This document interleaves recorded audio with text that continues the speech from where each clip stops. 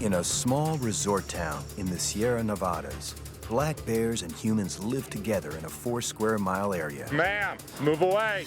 And there's only one man to keep a dangerous situation from turning deadly.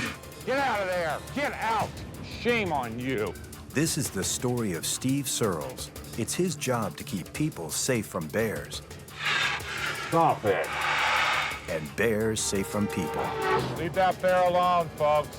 So when someone here calls 911 about a bear, 911 calls Steve Searles, the bear whisperer. All right. What a...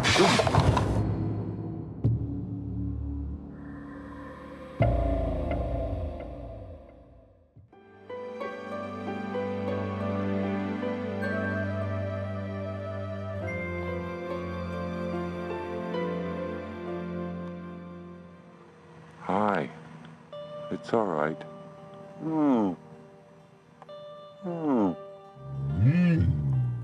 What a great example of that, of a bear. Just huge claws, huge Popeye arms, and that huge head. And now here we are in the middle of town. It's a great quiet time and thoughtful time when you're that close with a bear. It's 7 a.m. in Mammoth Lakes, California. While most people are just rising from bed, Steve Searles is taking inventory of dozens of black bears who make this their home. A bear in our community is seen as a quality of life. When we see a bear go through our front yard, it makes the day better. And this eastern Sierra location is ideally situated for a large bear population. We have just a huge amount of habitat in our community, lots of green belts and parkways, and of course, the community being so small, we're surrounded by thousands of square miles of habitat. Mammoth Lakes is a resort town, a getaway for millions every year. And bears are the most celebrated residents. Both locals and tourists adore them. Wow, you don't see this every day. A bear was eating off of a bush, and so we got to get up really close to it. Up here on the lake, we've actually experienced the bears coming down in the water and bathing and just kind of splashing around. It's spectacular. I never got this close to a bear. What people forget is that these creatures can be dangerous. Adult males can be 7 feet tall, weigh up to 800 pounds, run 35 miles per hour, and kill someone with a single swipe of their razor-sharp claws. Let's go on out. He's coming. Could a black bear be dangerous? Absolutely. By his own will, he could strike out and hurt someone, or it could be an accident where you have him confined in an area and he knocks you over trying to get away.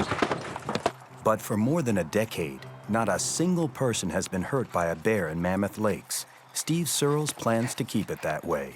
He's a self-taught black bear expert the town has come to rely on to keep bears and people safe. Good morning. Good morning. You stay out of trouble last night? I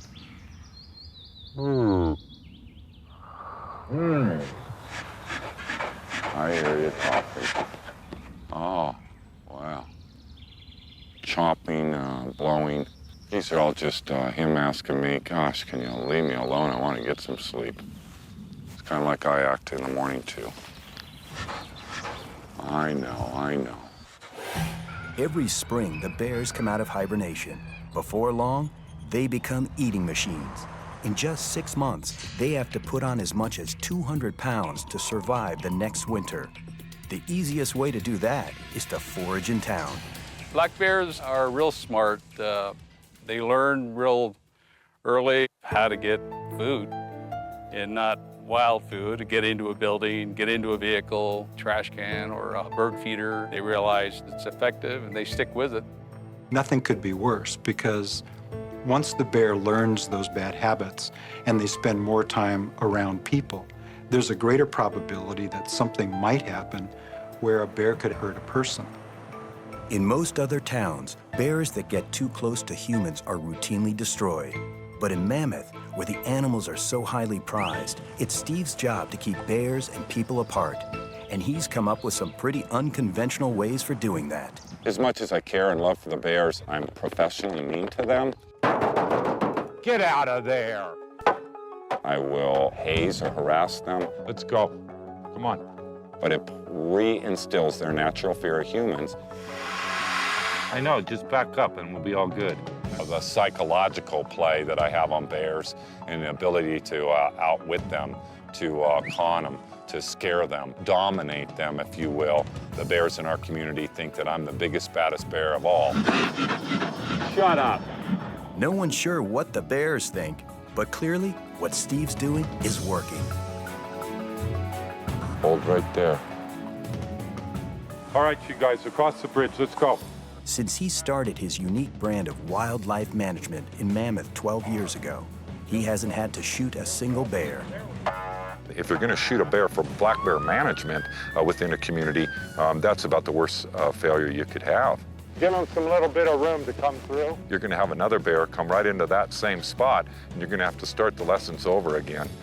We like to keep our bears alive and learning, and every year that goes by, the older they get, the more they learn, the easier they are to work with. What a good boy. There we go. Hello. Steve averages 20 calls a week from police and residents. Hi, Josh.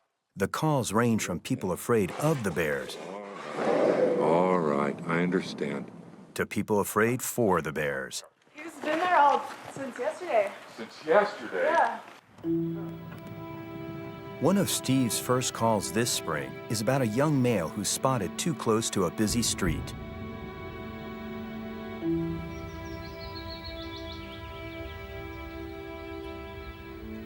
What are you doing here? You are way too close to town. What are you doing? No. None of that. Bluff charging is just the same as our communication.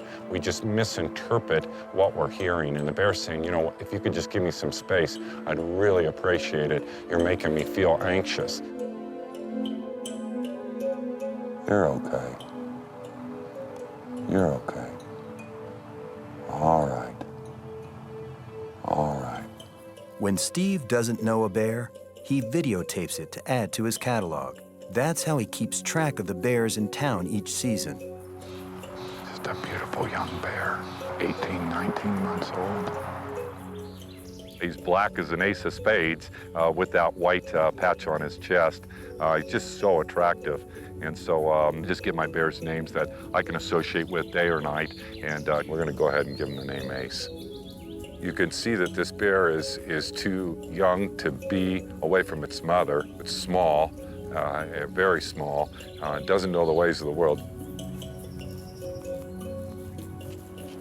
You are way too close to cars and people. You can see the cars in the background going by. He's wedged in a busy trafficked area.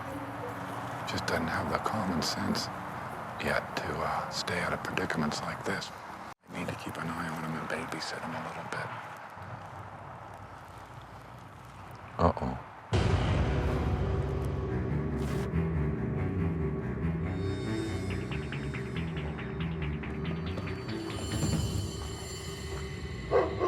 Uh-oh. This is not good. Go back. Son of a...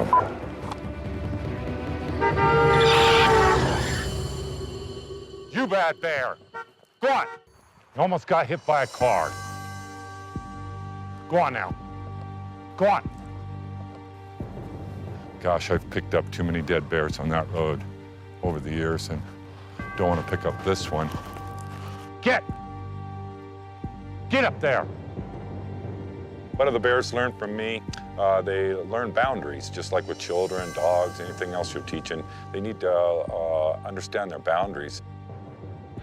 Enough of that. They're not in their comfort zone when they don't have those boundaries. No more, you almost got hit by a car. You scared me to death. You hunker down and stay there. I guess this is going to be a long summer. It's going to take some work to keep him on the right track. More than 36 bears live in the Mammoth area. During the feeding season, they hide out in a variety of different places.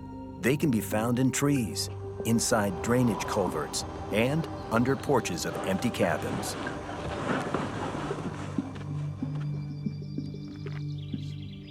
As Steve takes his daily inventory, he not only checks out which bears are in town, but he also monitors their condition. He finds a familiar one he calls Ugly Bear, hiding in a drainage culvert beneath a golf course. I was worried about you. How come you didn't come out last night? Are you hurt? He's a male. We call him Ugly Bear. Big adult bear. I'm about 7 feet from him. Oh. All right, I understand. Dude, I gotta check you out. If you're not in good health, that's bad. It's not like you to not be out. Did you eat something bad? Have you been shot? What's up with you? Your face is just tough to look at, but oh dear. Come on, let's stand up. Can you stand up for me? I'll see you. I don't see any blood or anything. You still look sick, dude. All right. Can you walk? Can you walk?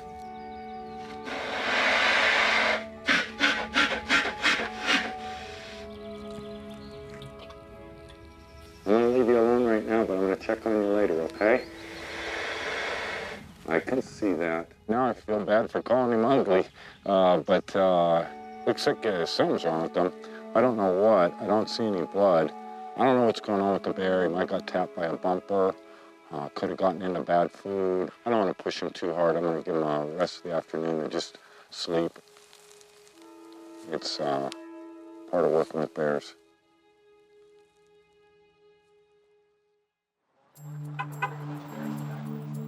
You want a sticker?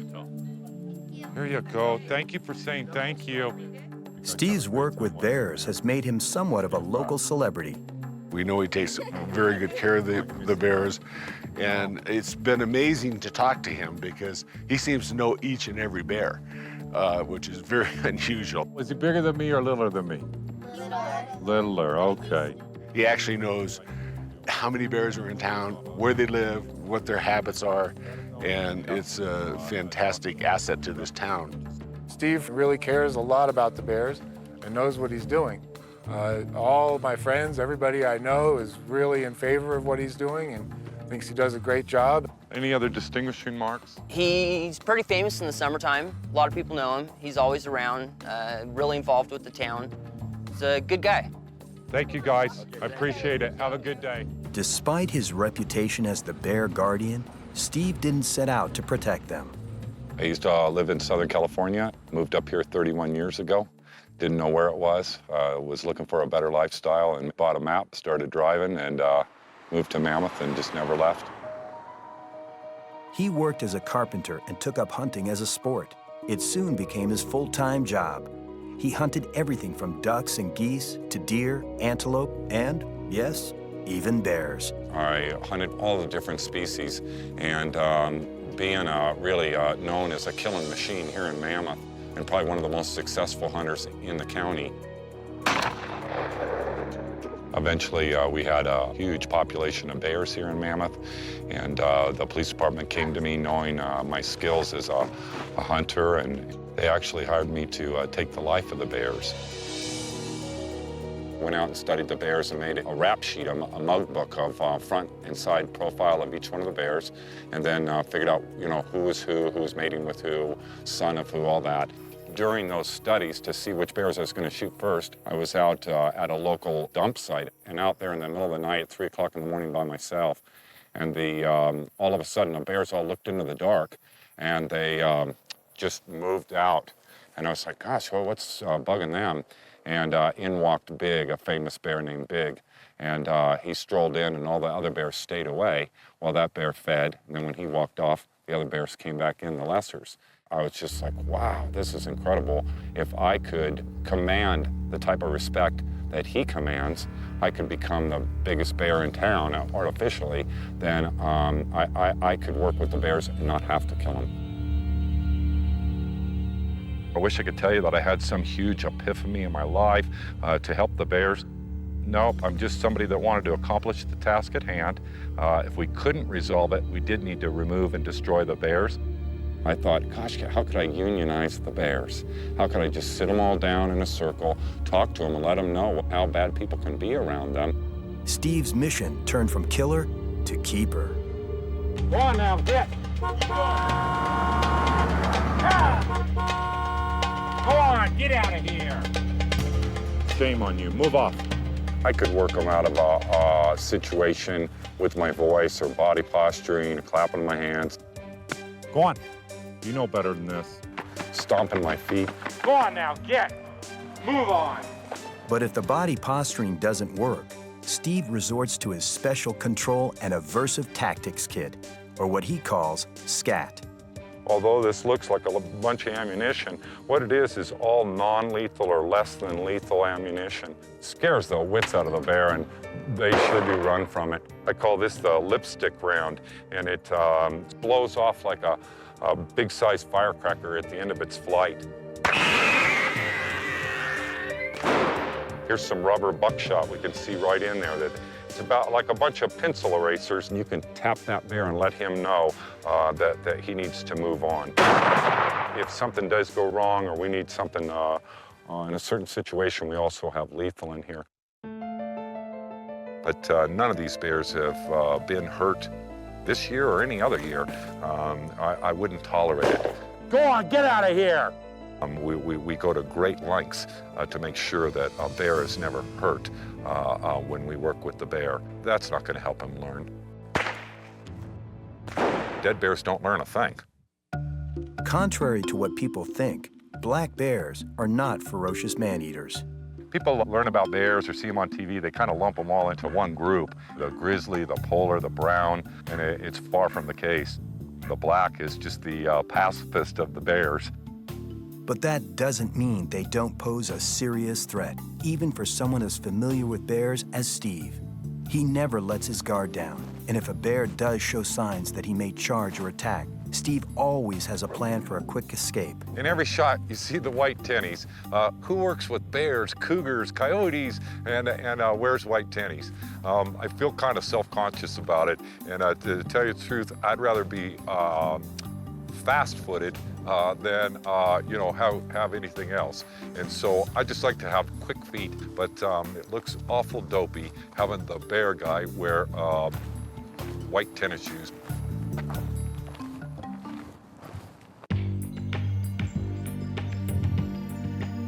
By early summer, the bears are in a virtual feeding frenzy. The larger ones have laid claim to the center of town, where they have the easiest access to food, but that can often put them dangerously close to people. 101, Wildlife 1, I'm en route to a citizen's complaint on a bear sleeping at an apartment complex.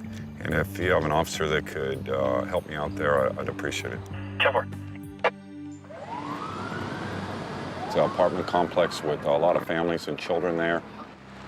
I have a much higher response and maybe a much higher level of seriousness when children are involved.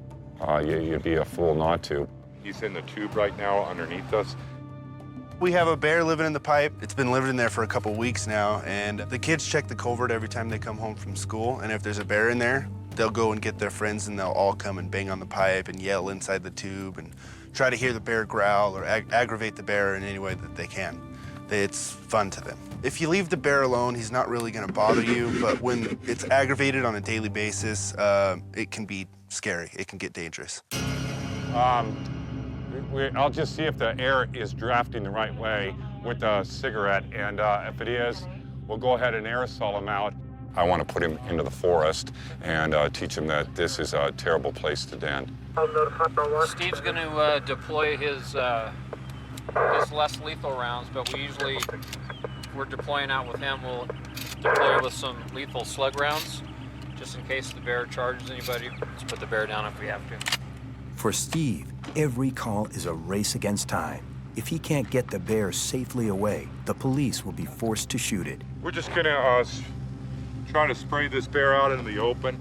Steve Searles sprays pepper spray into the culvert. He usually figures whatever the downwind direction is and sprays it in there, and usually that gets the bear to come out. Yeah, we might get a little draw.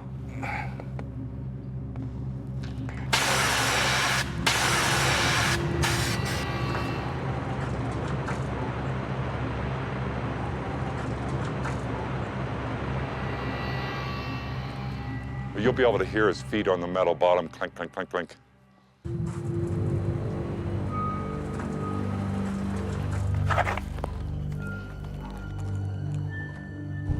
Oh, what is he doing? All right, I'm gonna go ahead and deploy a flashbang device. He obviously doesn't want to come out. We'll go ahead and grab another tool.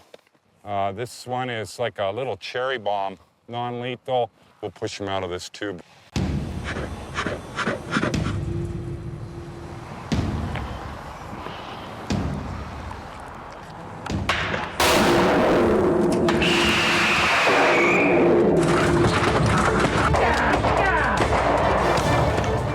Check it out, there he is. That got him out right away. Let's go do the follow-up right now. It's a mental game. Wow, his voice is touching me from a distance. They don't know what a rubber slug is or rubber buckshot. They have no idea. They sting you, make your eyes water, but they're developed not to split the skin or cause injury. Appreciate your support. Thank you, sir. Been marking the territory here? Yeah. I've been here, 12 years now. And Steve, got into this stuff years ago and kind of educated the community and the police department. It's pretty much his program, but we've adopted it, and he's now working under the umbrella for the town. So, seems to be doing well. Not every day you get to see all kinds of stuff going on around your house like this, All right. I mean, we got cops shooting 10 feet outside of our door. It's pretty crazy. No alimente a los osos. Gracias. All right.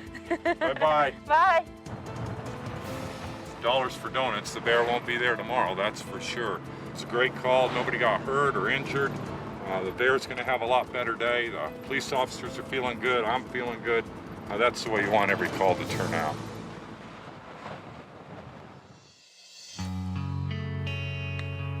In Mammoth, spectacular scenes are everywhere. Wait till you see this cub. One of the most heartwarming sights is mother bears, known as sows, with their cubs. It's a beautiful little cub. Do you see him?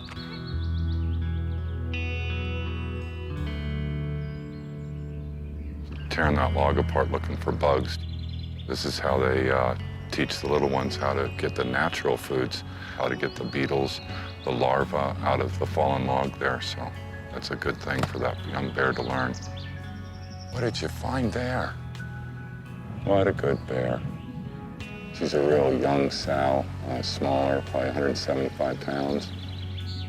A little active today. She must have gotten pushed out of wherever she's been denning. A lot of folks in town, sometimes they get scared and then it takes them a couple hours to find a suitable habitat and get settled back down.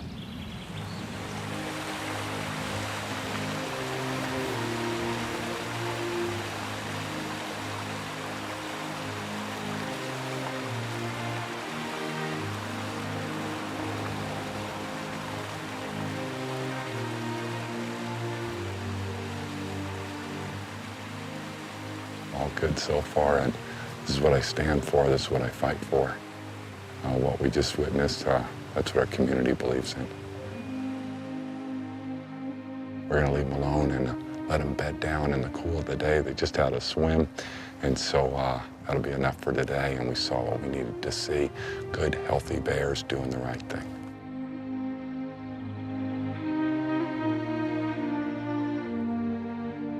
By next summer, the cub should be able to take care of itself.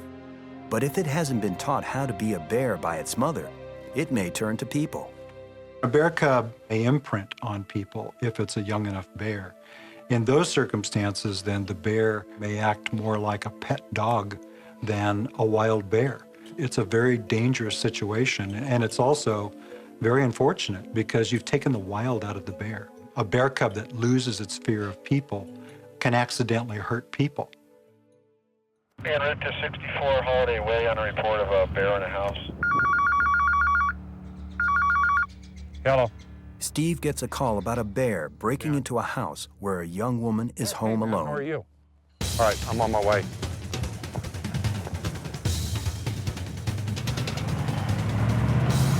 We've just been dispatched on a call to right up the street here. It's going to be a bear in a house, I believe, with people.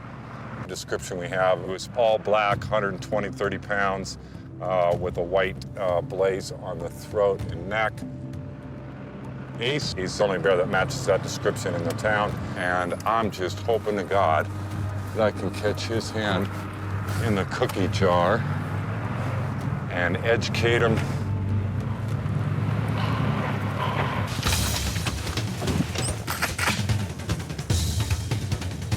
Hey. Ariel's in there somewhere. I gotta find out which room she's in. All right. I just arrived on scene. Of course, I don't know if it's still in there. Is it okay to go in? Sure, you can just go in together. Is your daughter in the house? Yeah. Ariel! What, you're in the back room? Kitchen's that way. Stay right there with your daughter if you would. Ariel? 101, Wildlife 1, I'm in the house, and we're clearing the house right now. Yeah, point of entry right here. 10-4, we're on the back deck, and the kitchen's clear, but let's go ahead and check the whole house first.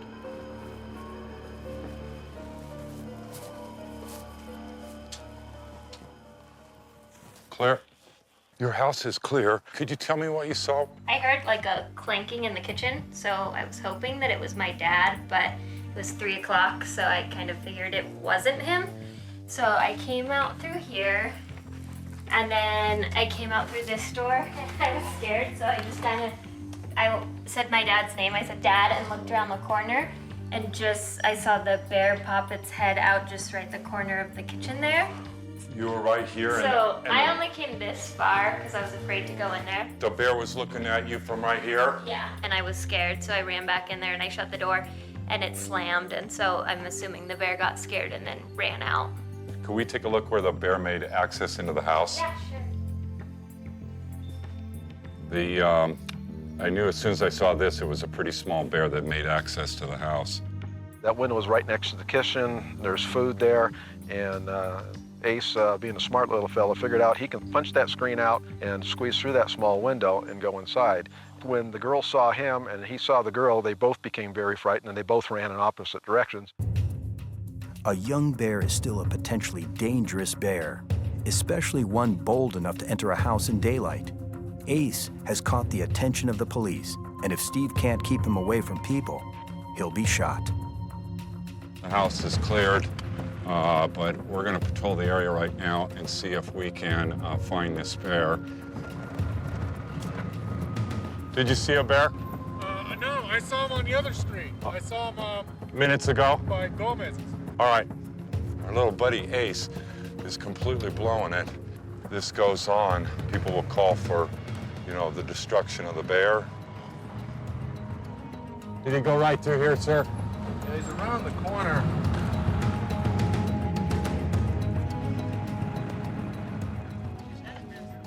A black one with a white chest? Which way did he go? I don't know. I wasn't here. I see. My wife was. I had my garage open. I run down the hardware store for a minute, and he got in the garage in the trash. So he was just here a few minutes ago? Yeah. All right, thank you. That's what we're looking for. Okay, I don't know where he went, though. Thank you very much.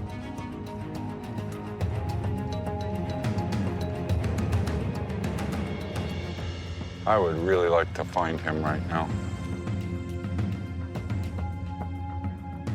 Now some time has passed. We certainly can't spank him for what he did a half hour ago. He won't connect it in his mind. And so we're going to patrol a little bit more in the area before we call it off. Hello. Oh, there you go. I'll follow you in. Steve gets word that Ace has gotten into the same home he was in earlier today. This time, a different family member was in the house. When I got here, I saw a bunch of people out in the in the driveway, kind of pointing at way, you know, the bear went that way, the bear went that way. Steve Searles arrived shortly after. Hey, man. Hi. Did he try to come in your house again? Through the same way? A different window. Uh-huh. How long ago did he leave? I called right away as soon as I heard it. Thank you. Steve Searles went ahead and started tracking the bear down. As we got across the street, we saw the bear in between two houses. He's here. You bad bear. You bad bear. Yelling at him hasn't worked, so Steve uses rubber bullets that will startle the bear, not hurt him. It's a psychological game that you're seeing with me and the bear. Everywhere he goes, people are, oh, look at the bear, look at the bear. If everybody said, get the hell out of here, we'd be good to go. But everywhere he goes, people coddle him and treat him nice. He's nice to them and so on and so forth. And busting into a house, you're crossing my line, you know? It's a common occurrence. You know, I mean, the bears live here. The bears were here before we were. You know, we just got to be careful with the way that we treat them because we don't want this kind of thing to happen. They are wild animals. That rubber ball met its mark, and hopefully we'll put a stop to this tonight. Yes, ma'am, we just shot him with a rubber ball, and twice. It's non-lethal, it just looks lethal. Is it a little one, a baby one? It is just a real young bear. He's 17 months old, 18 months old, and he's just as dumb as they come. We'll work with him some more this year, and I have high hopes that we can turn him around.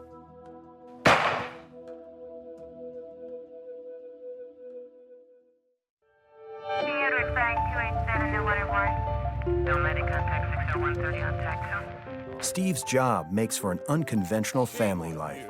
Stop that! He's on call 24 hours a day. You bad bear! But as the feeding season heats up, he's called away more and more. Hello. Hi, Marianne. No, go ahead. Being married to Steve is very interesting, fun, never a dull moment. There's another little bear coming this way, a little 2 or 3 year old. We met in 1985. It was wedding tables, and he would come in for dinner and stuff, and we got to be pretty good friends, and that was it. My wife is from New Zealand. We've been married for 18 years. I'm just the luckiest guy in the world.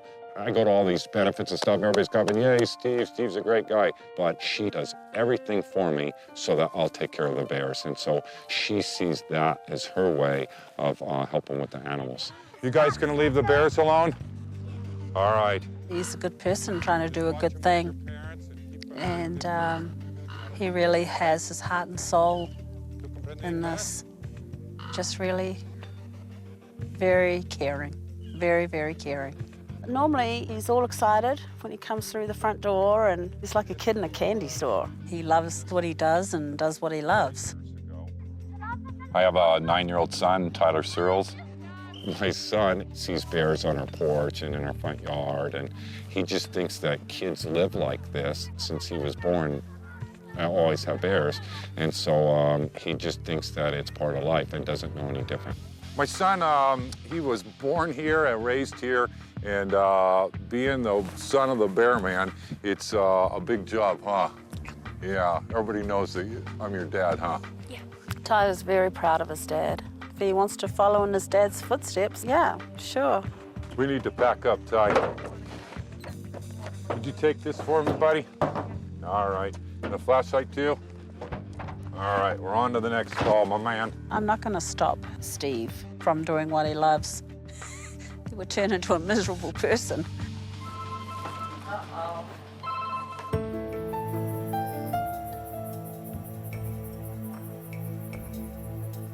A friend of mine was out for a moonlight ride with a buddy, and he came upon a bear trapped in a dumpster, and called my house and asked if we could come up and see if we could help out. Yeah, I can hear a cub.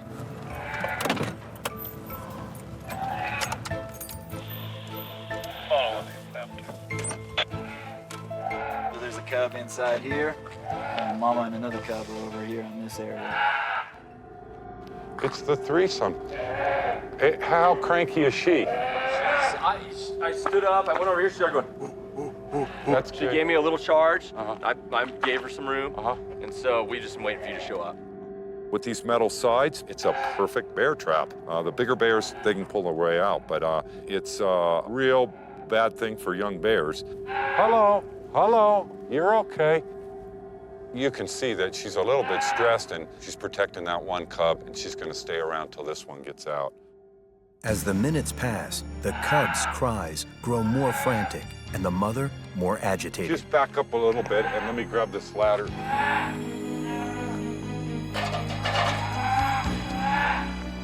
A mother bear with cubs has the reputation of being one of the most dangerous animals on the planet. Hello, good girl. Where are you? Where are you? Good girl. There you go. There you go. Let's go. That's all right. Go on. Most black bear attacks come from an anxious sow defending her young. Can you put a light on her, please?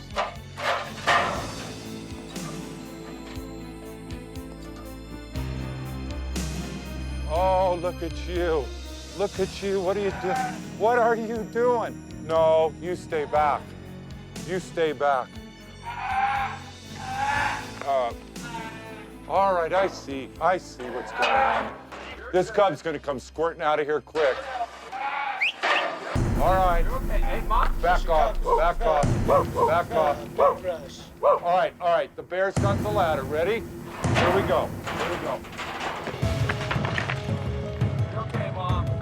Hi, boy. Don't go down, Mom. You're okay.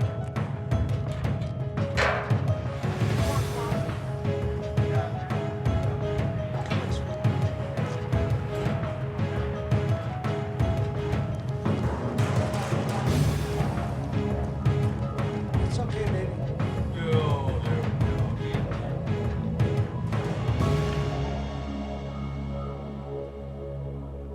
That's how you want to see every call go. I've seen a lot of cubs locked in dumpsters. This scene was just a little bit different with an extra cub. The sow was getting pretty anxious right there towards the end. But as I started putting the ladder down in there, the bear started pulling on it to come on out. So he wanted out in the worst way, and through a little help from a friend, it all turned out good.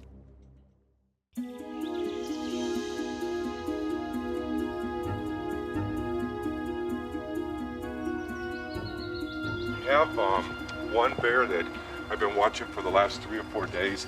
His name's Ugly Bear, and he has been laid up. He's not taking water or food. He's not urinating or defecating. I don't know if it's something that he ate or maybe been hit by a car or something like that, but from this angle, he doesn't look like he's in distress or anything like that. The sun comes up, they have to take cover. There is a lot of people in this area. We're kind of geographically in the middle of town, so it's a tenuous thing. Yes, sir, thank you. The manager is only worried about the people that walk by here and that they might bother the bear or see him or tease him. What do you feel like doing, Sarge? I think we maybe should try and get them to move or something, although it's pretty unusual for one of these bears to bed down in a spot like this. We don't see it too often. You got a good point.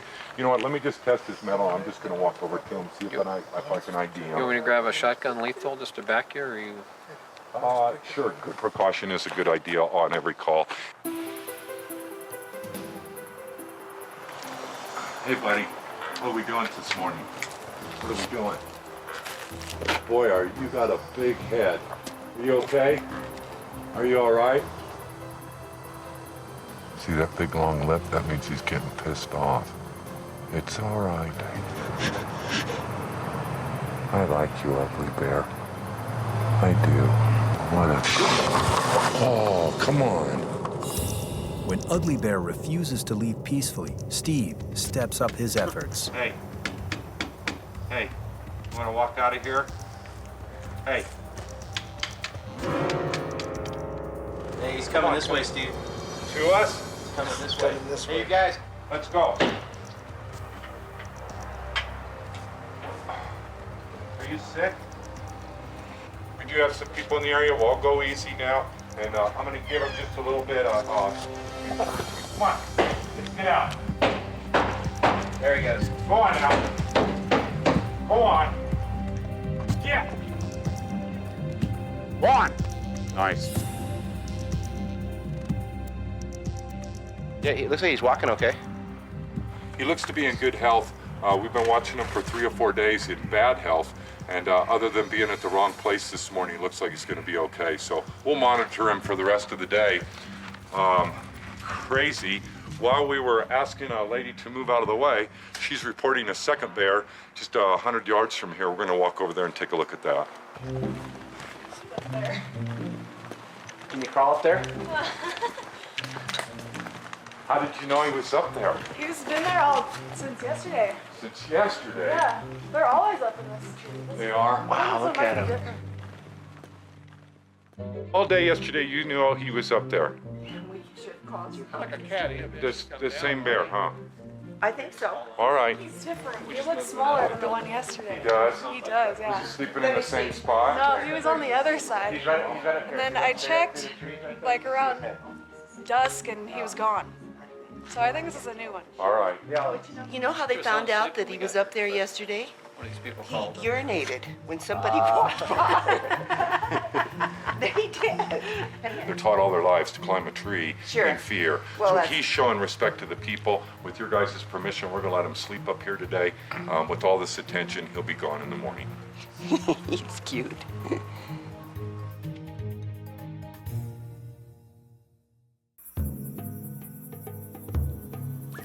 By midsummer, Steve has responded to dozens of bear calls, but many of his most troublesome incidents involve young bears.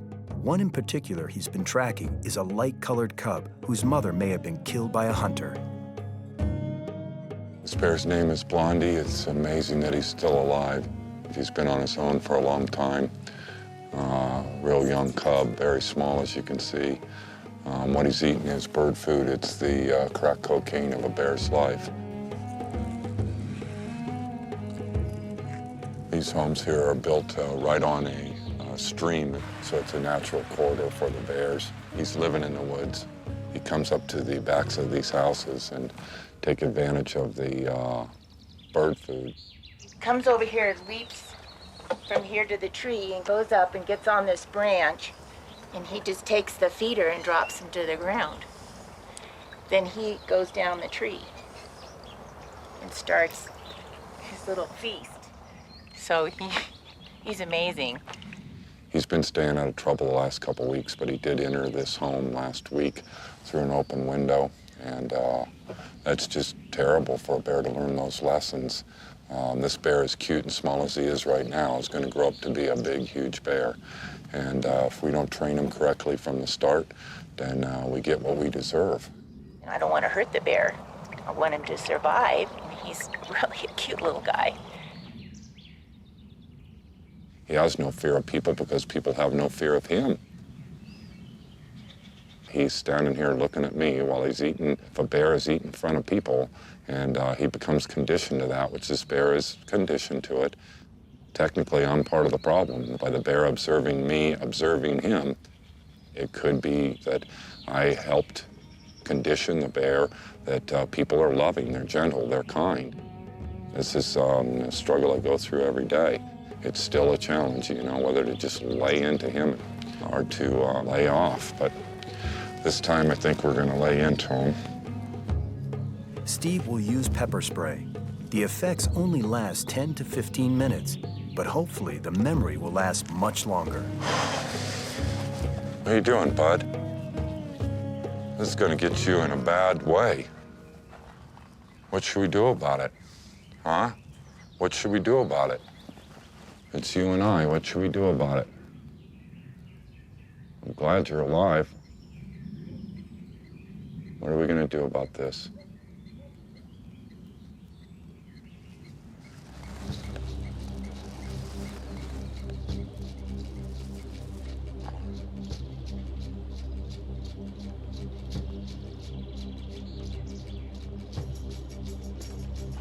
What's this? What is this? What is this? Yeah. I'm sorry, buddy. But you're home good, huh? Very home good.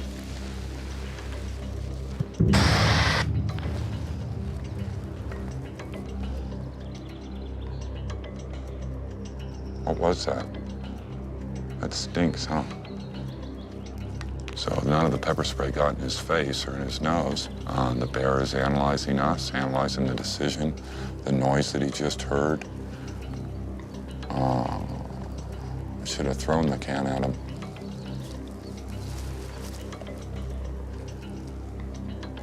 Here he comes, thinking about it again.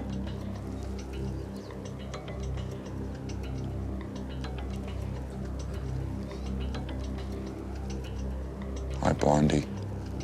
That stuff stinks, huh? Come over here and I'm gonna give you a whole snootful. We can smell the pepper spray, it's still in the air. This thing's been contaminated a little bit, and so that's why the bear moved off. He wants to live, he wants to get on enough weight to make it through the winter. He's obviously not gonna make it through the winter at the size that he is.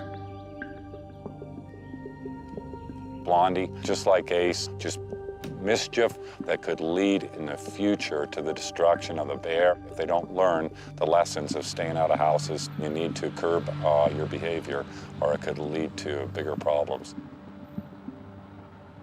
Toward the end of summer, Mammoth Lakes, California is jammed with tourists and black bears. It's just awesome.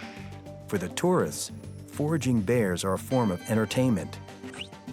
No closer. But for the bears, late summer triggers a desperate search for food before winter draws near.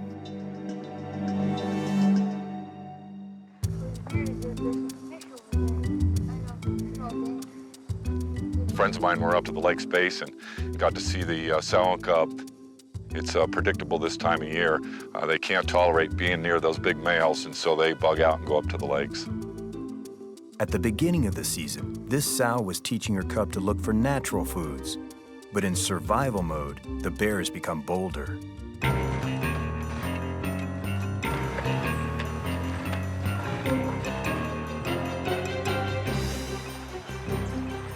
This is a classic example of what you don't want with bears.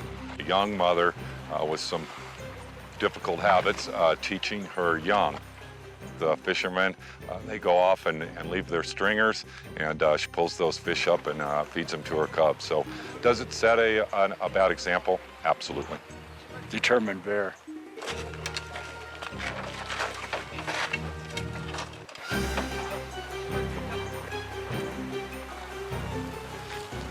Oh yeah, I had one almost 2-pounder. The bears got it. Get a good meal. I think she's eating it right now. This is what they do. They want their breakfast. They come around lunchtime. They don't bug the people. They just want our fish. For them to get those occasional fish along the shoreline, they're taking out the ones that are dead or dying. And making it part of their diet is not a bad thing at all. I think it's appropriate. But stealing stringers, boy, if that goes on every day, it can lead to problems.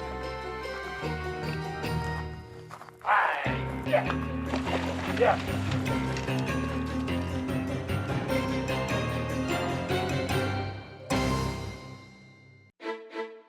Hungry bears can be wildly unpredictable. Sometimes they do things that are shocking, even to Steve. Stop that. Go on now. I use a pushpin board to map where my bears are, and just in the last few days, we've had our first frost. We've had a huge wind event. Mother Nature is talking to these bears. The orange pin in the center represents where we are today. That's my house. And the blue pins represent the known bears and where they are here this morning. And where this pushpin map looked a lot different 30 days ago, 60 days ago, it'll indeed look a lot different 30 days from now. We have a pretty full habitat. The carrying capacity is probably at its peak or close to it, and the social capacity, how people feel about the bears and a little bit of mischief they get into, that's being challenged as well. Is there potential for a problem? Certainly.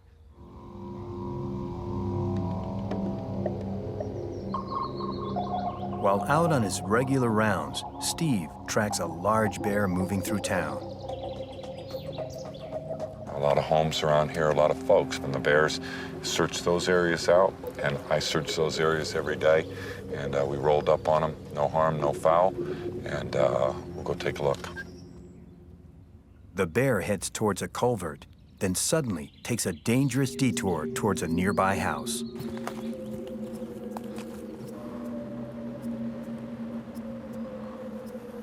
Burglarizing that house.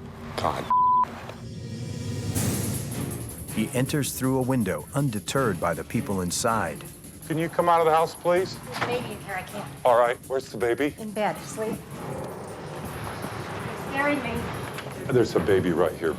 A wild bear who feels cornered in a confined space like a house may react out of fear. Get out of here! Get out of here! And the outcome could be deadly. You bad bear! Get out of here! Steve drives the bear out the same way it came in.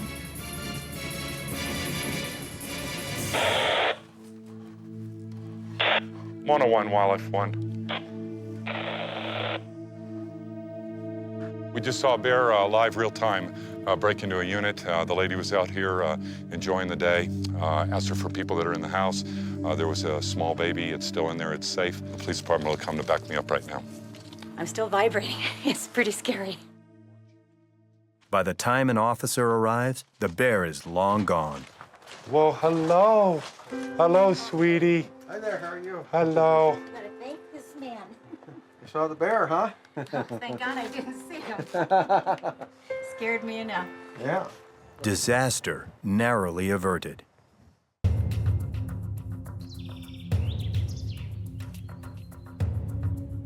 But the most reckless bear this season is Ace. He's almost been run over by a car, broken into the same home twice, and been shot with a rubber bullet after stealing a bird feeder. And Steve has gotten another call that the little bear is at it again. It's trail mix and gummy bears, the attractant this time. They eat such a huge volume of food. That's all they do is eat. The bears are just a stomach with 4 feet. They'll eat just about anything this time of year. We'll follow the trail backwards and see where it came from. We got 3 here, 4, 5, 6, 7, 8, 9. A bear wouldn't walk very far with such a prime treat, so I'm guessing he got it real close to here. I've seen Ace many times here, 3 or 4 times, and he's been in the neighborhood. He's a very cute cub, but he's, you know, I'd say 2 or 3 feet high, and a little challenging. Yeah, I'm guessing he came right through here and got into this property here. Well, either a cub got in the car or a dog. That little black bear been around here again? Yes, ma'am, he was here just a little bit ago. Have you seen him? Well, we've seen him earlier, but not today. Not today? Living in Bear Alley, we get to see the bears quite often. They come right through from the mountains on the other side of our subdivision, and they come right through between our houses. He just got a 12-pack of trail mix and gummy bears. We're used to them. We understand they're to be observed. We don't try to go near them. I mean, we definitely know that this is not Disneyland where we live. This is a real place. We need to put a stop to it. Oh, yeah. He's gonna get hurt or killed. Yeah. And just give me a call, even if he's not doing anything wrong, and I'll come over and professionally be mean to him and reinstill his natural fear of humans. This has gone on for, you know, a month now. Yeah. And we need to put a stop to it. Oh, yeah. It's sad. It really is.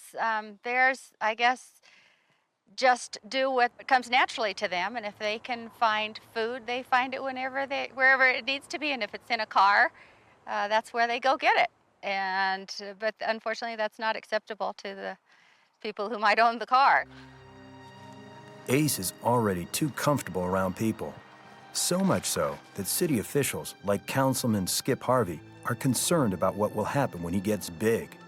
Ace is actually in a position right now where if he continues his behavior as he has in the past, we're going to have to make a decision on whether or not he can be coaxed to go back into the wild and live like a bear should, or whether he may have to get an order to take him out.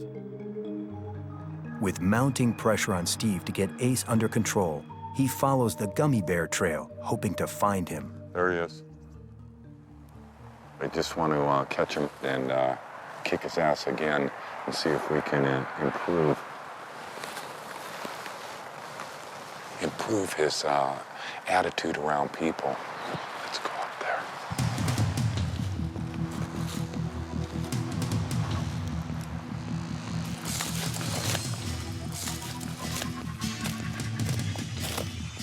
I'm tired of playing cat and mouse with this little bear. Next time I catch him, I want to light him up.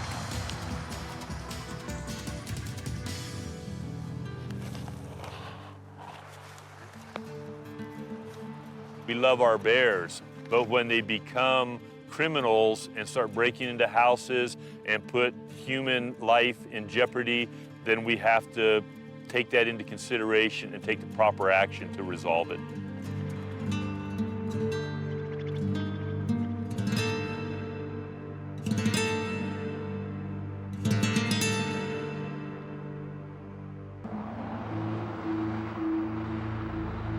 Ace isn't the only young bear getting into trouble. Blondie's at it again, too. Okay, thank you, and we'll be en route. He's back stealing food from the same house where Steve caught him just a few weeks ago. And I don't know how he got up. Yes, ma'am. Is he up there now? He's laying on the deck.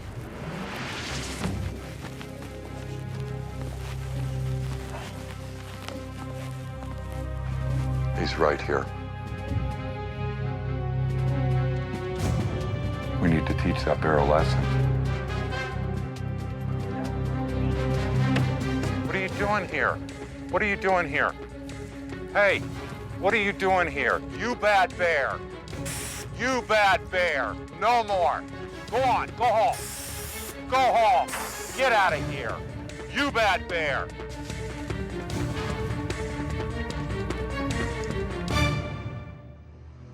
You don't like to spray bears like that. You can see that it painted the bear red. Not only that, but the sound of the is super unnatural. Pepper spray is affecting his ability to smell, to see, and taste. I couldn't take him to a closer point of doom and disaster and potential death in his mind. All of the things that he relies on for life have been shut down right now. And that's part of my job is cruel to be kind, to educate that bear that this has got to stop. That's why I sprayed him point blank in the face. I think that the very best thing is what we did. Teach that bear a lesson. Stay away from people. They will entrap you. They will run you over with cars. They will be kind and cutesy with you and then call the police or call the Department of Fish and Game. So I'm always reluctant to use that much pepper spray on a bear. I know how bad it hurts them for 12, 15 minutes. But I think that in hindsight and looking at all the information that we have, it was the very best thing I could have done. We'll take a look at the steps that these people have taken to alleviate the problem. The tree here that makes access to the second-story deck has been wrapped with sheet metal to stop the bear from climbing the tree that makes access. The second thing that happened is the bears were using these rods that are structural to the deck. They were using it as a ladder system to get up on the deck. The homeowners have gone to even greater length and yesterday installed wraps, metal aluminum wraps on all these posts so that the bear can't get traction on the posts. These folks spent, a lot of money to make their deck bear-proof, and yet they had the bear on their deck for a second time.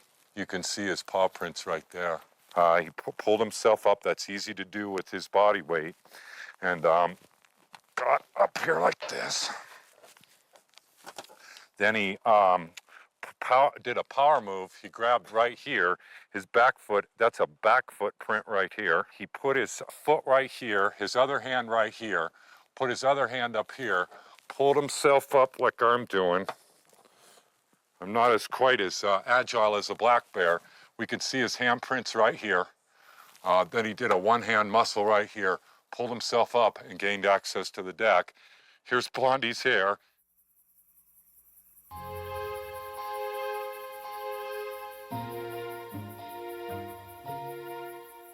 always kind of hurts my feelings. It's a double-edged sword. You know, loving bears is to reprimand them, and to reprimand a beautiful little bear like that, it doesn't bring me any pleasure. It's not a fun thing, but certainly prove the point, and I'd bet my bottom dollar the bear won't be back anytime soon. We taught the young bear a lesson, Blondie, that you won't soon forget. We got a fire over here in Sherwin Lake. Scarecrafts are coming in on it. The worst thing that we could have happen in our community right now is a forest fire. After a long, hot summer, the Sierras are a powder keg of dry vegetation. Forest fires are frequent and frightening. Probably the two number one things that Mammoth cares most about is the wildlife and fire. Today we have both. We have a couple 100 acres burning just a mile east of town of prime wildlife habitat and bear habitat. We can hear the planes overhead, and they're taking an all-out aerial assault on it today, and hopefully it's going to get this thing under control. Forest fires drive wildlife out of the wilderness and into populated areas. We just got a thing on my voicemail that a bear was hit this morning on Highway 203. It's deceased, and we'll go, the road department has picked it up and put it out, and we're gonna go down and see if we can measure it up and identify which bear was hit this morning by a car.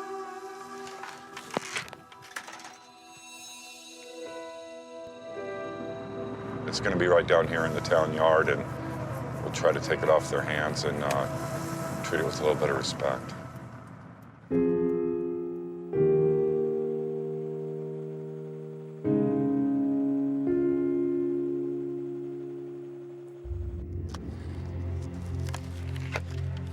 It doesn't turn out to be a local bear, but even the death of an unfamiliar one is painful. It's a young bear, male. This bear is 2.5 years.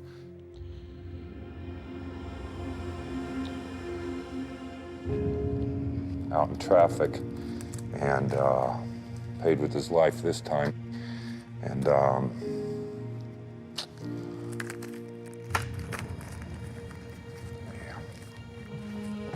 there's nothing more we can do for this bear except treat him with some respect and put him out in the forest.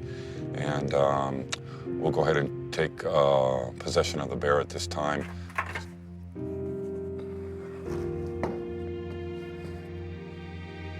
We have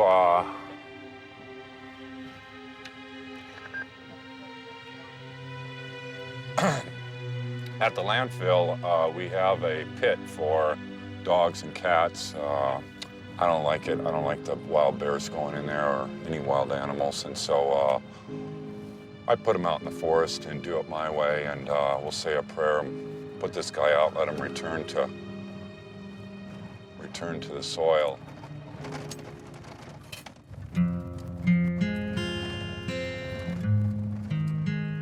The local tribe is the Paiute Shoshone. They are the bear clan, the bear people. They're still alive today. They honor me and my family for the work that we do with the bears in the white people's way, and they teach me about their way.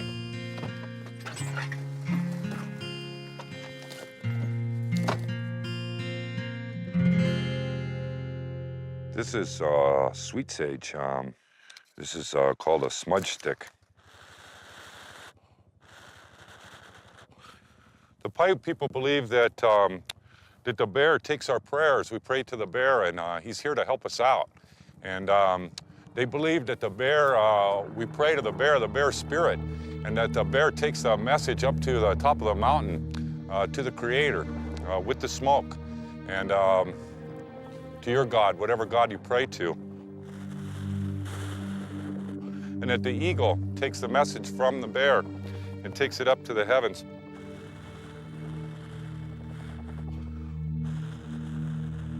We might be thankful for another day that we have here, for the water we drink, for the air we breathe, for the food that we have, for the winged ones, the ones that hop, the ones that crawl, the four-legged, the two-legged.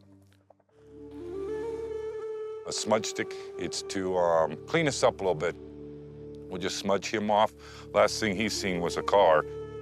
And we just try to make it in a good way and that this bear could go on and go back to the earth. We have a beautiful spot for him with his home in the back, and we'll put him up on this little ridge here, and the animals will come and take them and eat them. And we like that a lot better than putting them in our landfill. All right, buddy. Doya, doya, quina. Doya, doya, quina. All right, buddy. We'll see you later.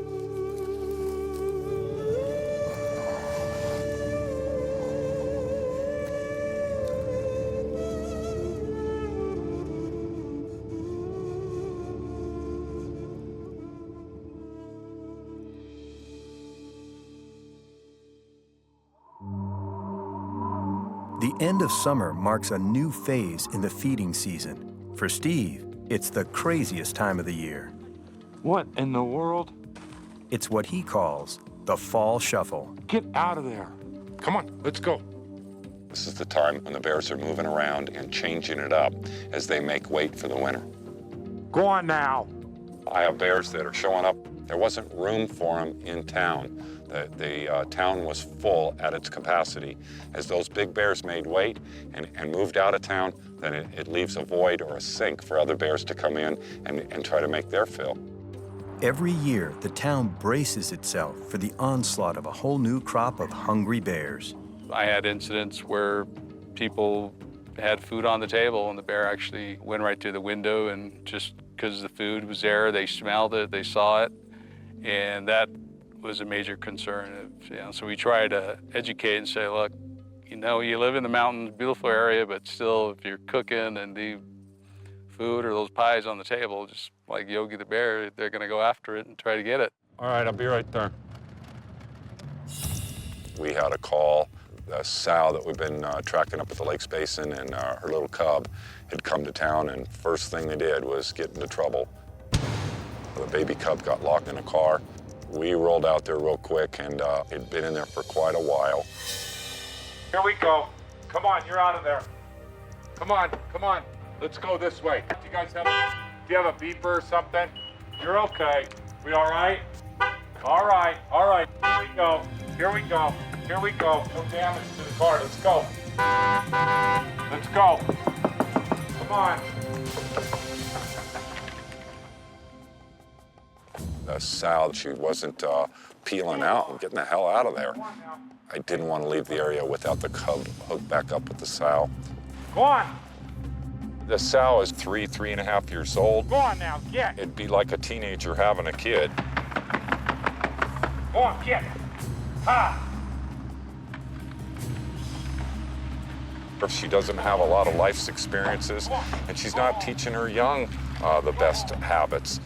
Bears need to teach their young where to get that natural food source. Go on now, get. The bear opened the car door, got in, and then closed it and opened it again. Wow. Closed it, and the cub just was stuck in here. Wow. Took a bite right here, took a chunk out of this. They tore out this whole thing. Then there's a panel on the back door that he ripped off. Not a good thing. Probably $500 to $1,000 worth of damage to the inside of this young lady's car. It's just that time of year. You got to be ready for these calls and for what the knuckleheads might do. But some situations are far more dangerous than others. Hey, Rick. Steve gets word of a break-in at the golf course snack bar. When he arrives, he discovers a bear he's known for years. Hey, One Ear, stop it. Get down there. Get back, One Ear. Get down. Go on. Go back. Go back. Go back. To personally look in my face and not move away when I approach him, that doesn't stand with me.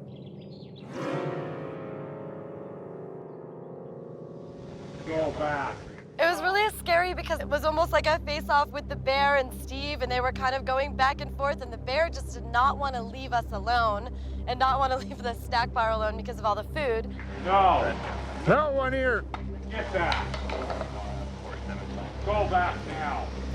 To come in for unnatural food in the middle of the day, not remembering what a black bear is supposed to do, move away from people. He knows me, I know him. He needed to move away as soon as I approached. Boy, this old bear and me go way back. Geez, it's gotta been 9 or 10 years ago when we first met One Ear, and I had some run-ins with them on the elementary school campus with children present. It was during recess, and our school is right next to the open forest.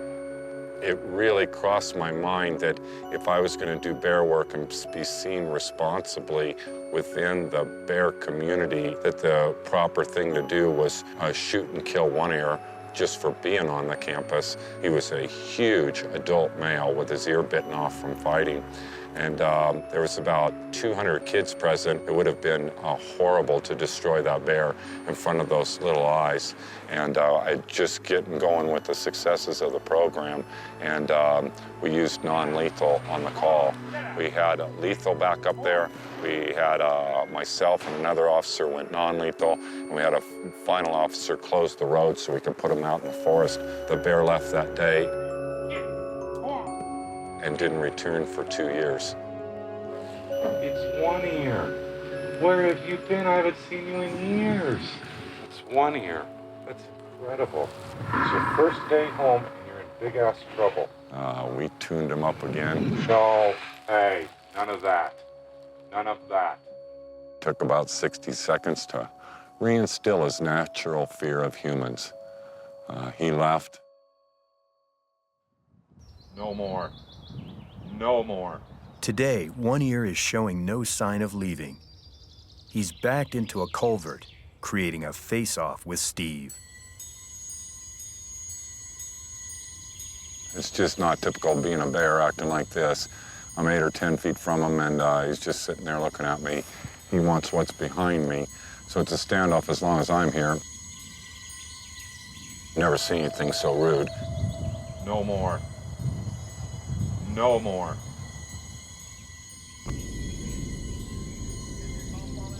Yeah, and you guys are gonna have to take a drop, sorry.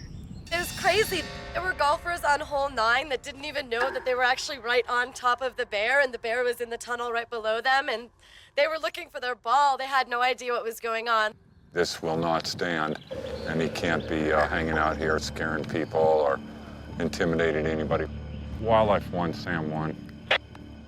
Wildlife 1, Sam 1, good. You know what, could you meet with me at the Divot Bar and Grill on the golf course? If you could bring some non-lethal in a 12, that'd be good. I don't know if he's distressed or having a problem competing for food. He's not showing enough fear of humans, and we're about to give him plenty of fear of humans. When I got there, One Ear was in the culvert. He was been chased to the mouth of the culvert, and he wasn't leaving. He knew the people were scared of him, and he could scare them away to get food. That's probably one of the most dangerous types of situations we can have with these guys, where they're emboldened enough to confront people. He obviously got the One Ear from being in a fight. Indeed. I've seen scars all over his face. Does that kind of indicate what his general disposition is in his own community? Not only that, but it might be an indicator. When he comes out of there, you'll see he's small in size for his age, and he might be on the downward swing of life, a bear that's being pushed out of his own habitat. He's obviously been in a lot of fights, had a lot of years on this earth. Our primary goal is to make them afraid of people. And in the long run, that was fortuitous because we were able to use, quite a bit of our bear arsenal on One Ear and really teach him a lesson. I'm gonna put one right over the top and right on his butt, I think. Hey, get out of here. Go on. Get. Go on. The first shots are beanbag rounds. They won't hurt the bear, but hopefully they'll sting him enough to get him on the run. Go on, get.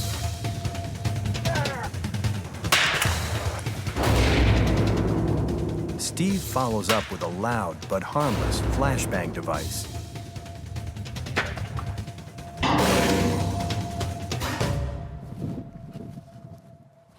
There you go. I was able to get 3 bean bags on him, and he was able to get some flashbangs in there, which is devastating loud to the bear when he's inside when those things go off. You can imagine being in a trash can and someone beating it with a baseball bat. That's how one air felt. After that, he never returned. You didn't hurt him. No, it just spanks him. It's just a beanbag round, and it's just used to teach them that people suck, that we can be mean.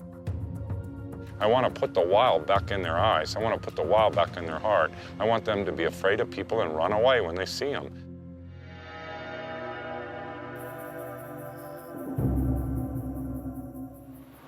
I rarely get to be with the bears in a no harm, no foul setting. It's always, you know, responding or tracking or doing this or doing that. And I'm tired. I got a bunch of brand new bears, none of the old push button bears that knew the ropes. When I get this tired, sometimes I'll go out and find a bear and just be with them and just try to re-energize them. Steve finds a familiar old bear under the porch of a vacant cabin. There's no need to drive him out since no people are present. Hello. Hello. I haven't seen this bear in 2 years. It's half-nose. I didn't expect to see him here. This is a real shot in the arm and more than I had hoped for. Hi. His nostril's been bit off by an old bear I used to be friends with. That's a 6.5, 7-foot bear, and all right. Well, you look good. You look good, pal. I'm proud of you.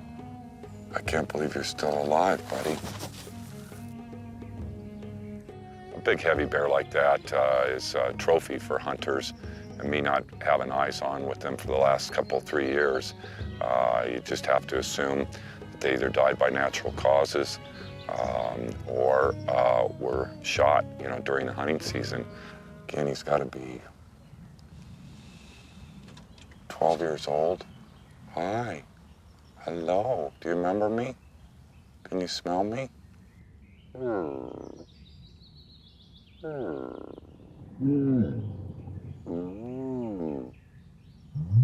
do remember, huh, Half-Nose?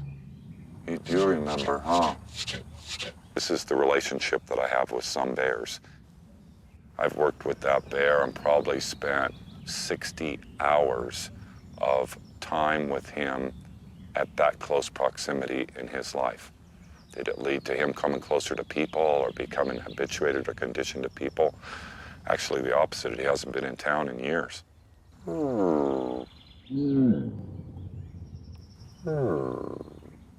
used to vocalize like this for hours. And what I was saying, I'm not sure. What he was saying, I'm not sure. But we used to enjoy a lot of time together. You do remember, huh? All right. He just got home, and we don't want to push him out up under his deck in the middle of the day. We'll go ahead and leave him alone and check on him a little later, but great day for the bears. People say I love bears. I love my wife, I love my son, I love my community. Do I love bears? I sure love this one. Thank you. We'll see you later. Every time a bear is caught too close to humans, it runs the risk of being destroyed. One of this season's repeat offenders has been the young bear Ace. After disappearing for almost 2 months, he's back, bigger, bolder, and living on borrowed time. It appears Ace has gone in through an open sliding glass door, went in the kitchen and helped himself while the homeowner was working in the garage. The homeowner is a retired officer that I've worked with for years and years, and he ended up throwing a chaise lounge chair at him and running him off. Looks like the police department is going to issue a shoot order for this bear. It's a coin toss on which way this could go. Steve's got one more chance to force Ace to leave for good or watch him die. We'll see how the day plays out, but I'm gonna spend the next couple hours just canvassing this area where he's often at. If we have any luck at all, we could get a hold of this bear in the next few hours and see if we can convince him with non-lethal to leave the area and maybe change the outcome of what's about to happen.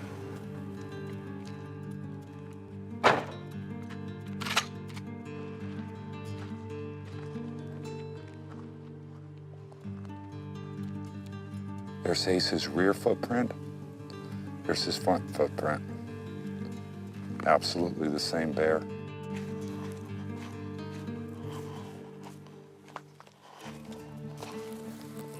There's a fresh bear bed right there, and he could be hiding here during the day. We'll keep an eye on it.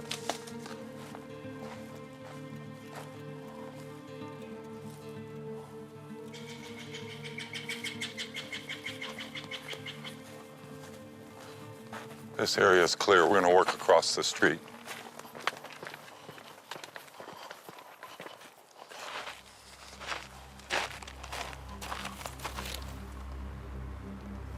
All right, we're clear.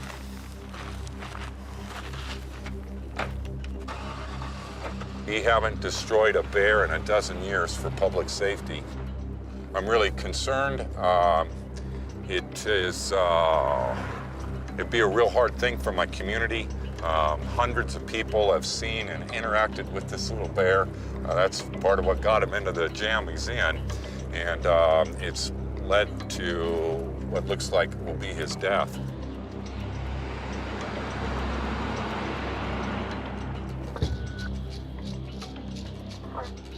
You know, as a chief here in Mammoth Lakes, my primary responsibility is public safety.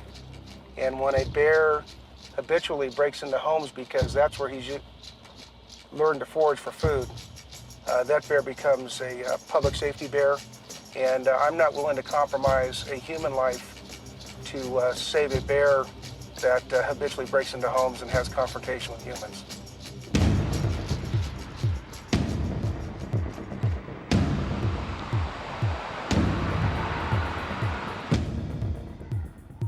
We've identified this bear because it has broken into as many as 8 or 9 homes. About half of those homes have been occupied. It's crawling through open doors, going through screened windows. And traditionally, once humans have confronted it, it leaves right where it came in at. But the fear is that a human being gets between that bear and his exit point, and that is when we're going to have a major problem with this bear.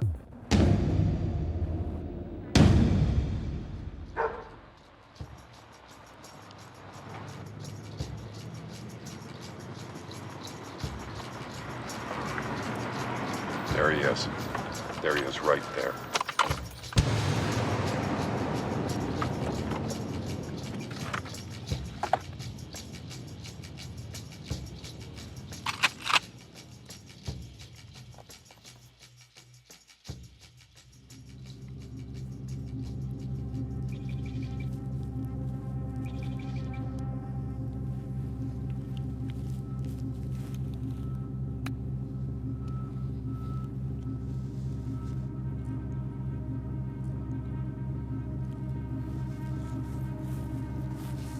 What are you doing? You bad bear! The rubber bullets sting, but won't penetrate the bear's hide. Let's go find him right now.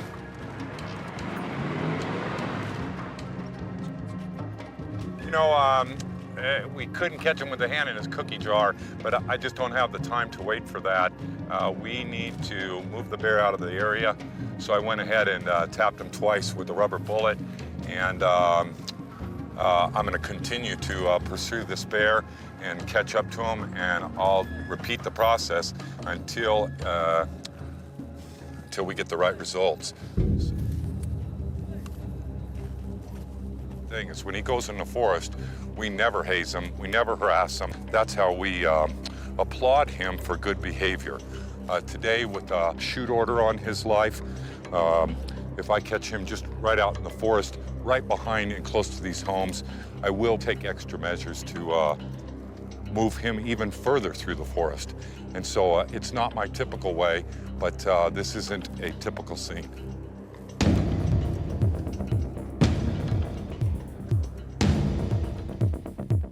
like to save his life, really.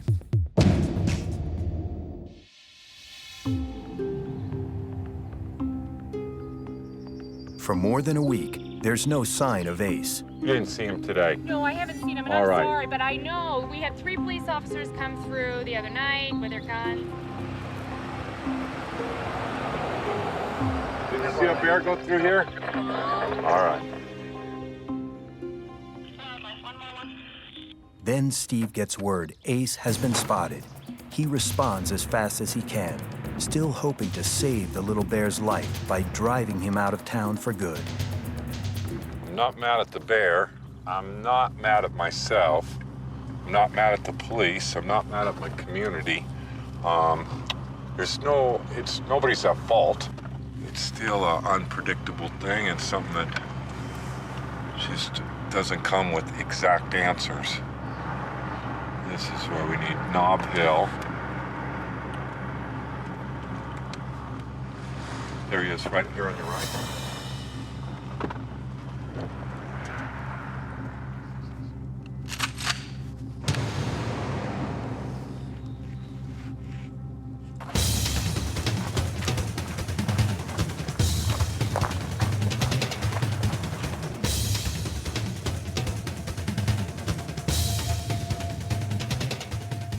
The bear eludes Steve, but not for long. You bad bear. He's directly above us, about 40 feet above my head. Now we are in a controlled situation. He can't run off. I'm going to go ahead and set him up. As soon as the cars are gone, he's going to come down that tree as fast as he went up it. And I'm going to set him up and light his fire right there at the bottom of the tree. So that's my plan. But at least he climbed the tree and fleed his natural instinct. That was correct. So that's a positive thing. And all the time we've spent with this bear, he's never climbed a tree. We are putting the wild back in him, but we'll just see what happens. The stalemate moves from early evening and into nightfall.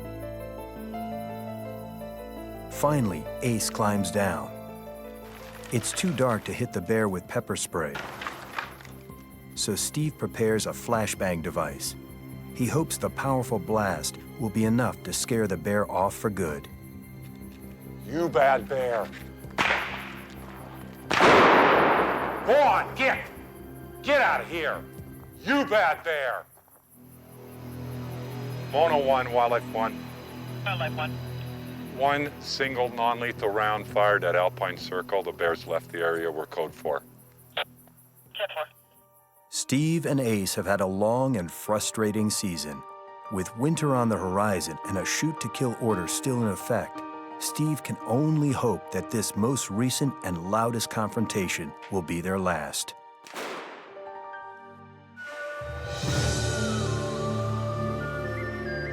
It's late fall, and the feeding season is almost over. The bears have put on enough weight to make it through the long winter hibernation.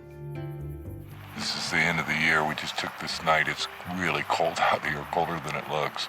And all the bears are scattering and going up on this cliff right here, and on this hill is just packed with bears. That's where their winter over.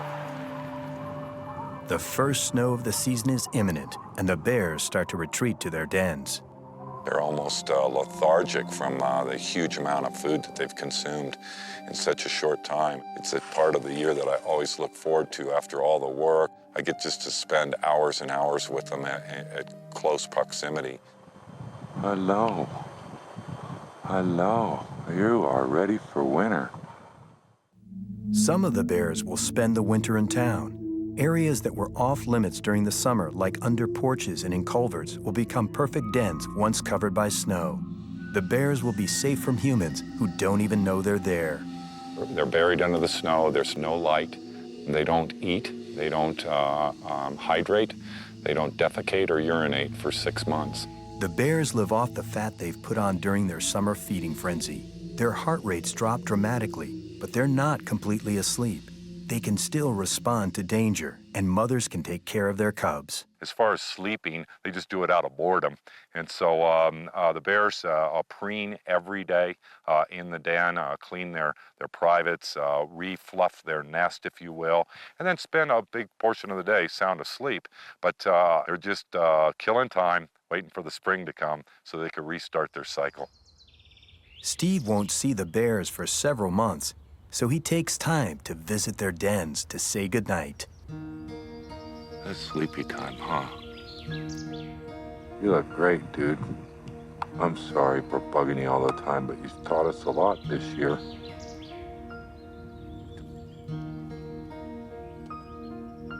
Hi, ugly bear. Hi, buddy. Looking a lot better. He was sure sick there for a few days, but he's doing good now. He's not gotten any trouble all summer long. So not the prettiest bear, but I've kind of come to like him. So he's got his winter digs right here, and if it doesn't flood, he'll be all set. All right, ugly bear, have a good winter.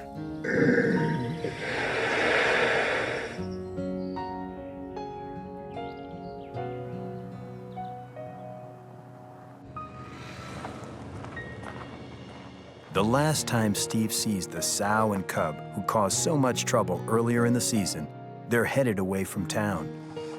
That's a good bear. That's a good bear. And it looks like the wild bear One Ear is nowhere to be found and has retreated back into the mountains. It just can't be a better example than One Ear. It makes me smile because I've gone through this with him, 5 times over 10 years. Go on, get. Go on, get. I get close to killing him, and then we use non-lethal and catch him red-handed. Every single time, the same results. And within days, he leaves the area, and to this day, we haven't seen him again. As for Ace, the marauding youngster who faced a death sentence, Steve hasn't seen the little bear for almost a month, and that's good news. Ace, about 3 or 4 weeks ago, I wouldn't give you a nickel for him. It looked pretty grim for him. I thought that he was just incorrigible, but right now he's staying the heck out of trouble. I've looked everywhere to try to find that bear. As a bear worker or wildlife worker, some answers I'll never know, but I really hope and look forward to seeing him in the spring. After the busiest bear season in Steve's 12 years on the job, winter finally blows in. With the bears in their dens, Steve can finally get a good night's sleep, at least until next spring, when the Mammoth Lakes bear cycle starts up again. Who are the bears to me? They are the opposite of everything that's wrong in our society. They lead by example. They're total gentlemen. They're so forgiving. They're so live and let live. They're willing to share that with me, and boy, I just love them for it.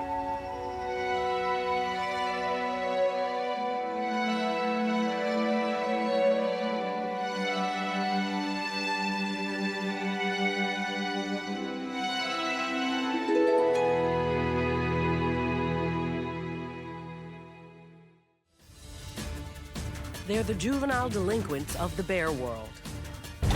Go on, get. Pushing boundaries, Put it down. defying authority, You bad bear.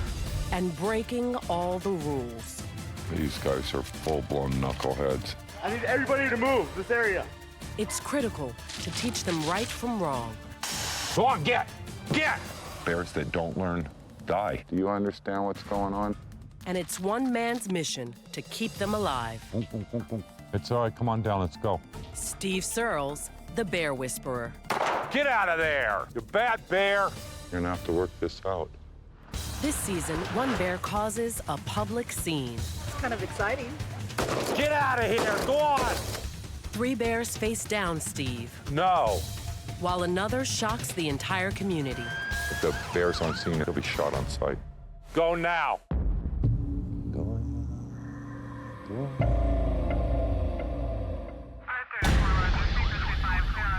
I heard a growl. The unthinkable has happened. walked right up in front of me. A visitor in town has 2 mysterious puncture wounds. There's 2 on scene right now. Did one of Steve's bears cross the line? That kind of thing will get you killed. What is that right there? This is the Mammoth Lakes Bear Report. Skies are clear, winds are calm. Looks like another gorgeous day in Mammoth. Spring in the eastern Sierras.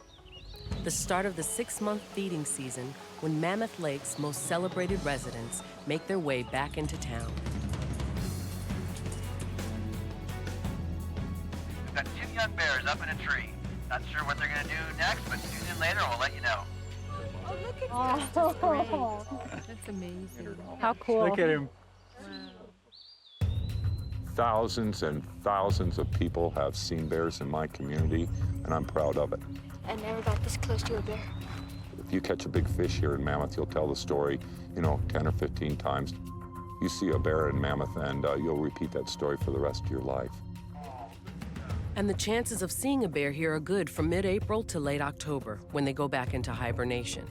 Thanks to Steve, the town successfully coexists with the local bear population all summer long. Steve has put Mammoth farther ahead than other communities. And I think it's because he's got that on-the-ground, out-of-book experience. Steve does it his way, and he does it based on long years of trial and error. There's a really long list of successes and bears that are just push-button bears, I call them. Half bib, big red, the big blonde. All those are examples of bears that have not been involved in issues. They're just trouble-free, and they're just a pleasure to have living in our community. But many bears don't start out this way. Often the biggest challenge for Steve comes from the youngest bears. What in the world? They would be the teenagers of the Bear Society, and just like we grew out of those dumb things that we did, they're just in the sharpest part of the learning curve. Get out of there. If we were 60 miles out in the wilderness with this same scenario, are those 1 year and year and a half old cubs any smarter? Heck no. They can get in trouble falling out of trees, falling into swift water, predators, coyote, other male bears. It's just a matter of learning what is scary and dangerous and what's not.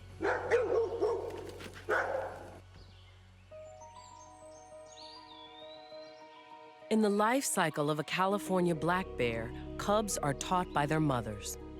In the spring, the bears will emerge. The females will nurture their young, teaching the young what to eat, how to eat, where to obtain the food. And that's a very critical time for a cub life. After about 1.5 to 2 years, the female will push off the cubs to go find an area or a territory of their own. If young bears want to live in Mammoth Lakes, they must learn to navigate a human society. Go on now, get out. Hey, get out of there. Go on, get out. Get out of there. So Steve often plays the role of surrogate parent.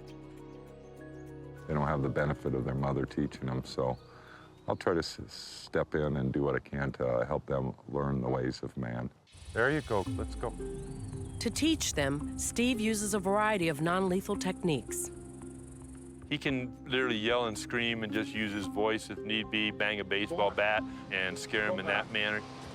Go back. He also uses what they call flashbangs that are noise devices that sizzle and whiz as they go past the bear to scare it. And he also, in many cases, will use a rubber bullet, which just gives the bear a good sting and lets him feel like this isn't where I want to be. I'm getting the heck out of here. You bad bear. Bears that are a little bit too friendly or getting into garages or stealing out of cars, that kind of thing, I typically spend more time tracking them, following them, reprimanding them. Hey, what are you doing here? You bad bear. It's just an ongoing conversation and education for me and the bears.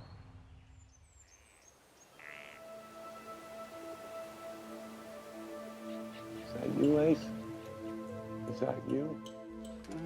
One of my most favorite bears and probably one of Mammoth's biggest success stories. Ace was once the town's most notorious young bear. Come on, get out of there.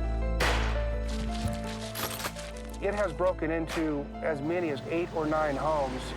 About half of those homes have been occupied. Police were ordered to shoot Ace on sight. I'm not willing to compromise a human life to save a bear. But Steve believed he could turn the young bear around. What are you doing? He tried every non-lethal technique he had. Finally, it paid off. Get out of here! Hasn't been responsible for a single 911 call in all last year and all so far this year. I'm very glad you're alive. Every year there's another Ace, but nothing could prepare Steve for the challenge of this season's young bears. Mono 1, Wildlife 1. I'm gonna be out for crowd control. We're just gonna roll up here to Lincoln House at the village. The last couple of nights, a young bear was swimming in the pond, and it makes for a cute story, but it's just not okay. North Village is a multi-story mall setting with lots of restaurants and people and activities. Mono 1, Wildlife 1. Wildlife 111. It's a small cub in a tree in North Village, and we'll be staying on scene until the bears left the area. Copy, 10-4. Could you move back, please? If you interviewed the 200 people that were there, they'd all say it was neat or cute. It's kind of exciting. That's for sure. People aren't intimidated by small bears.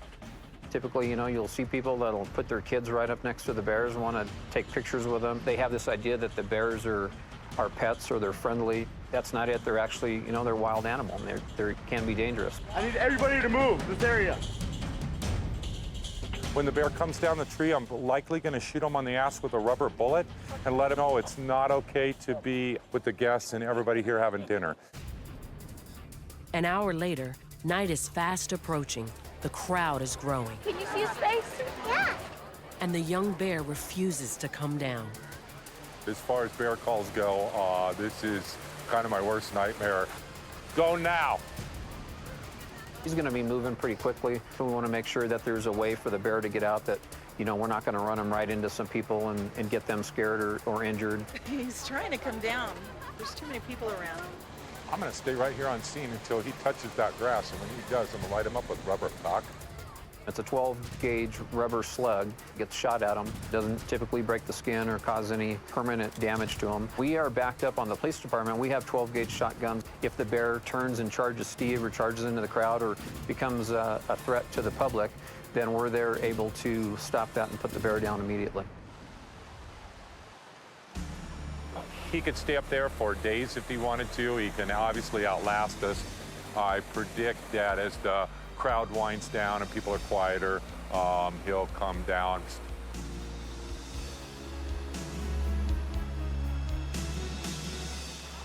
Oh, he's coming.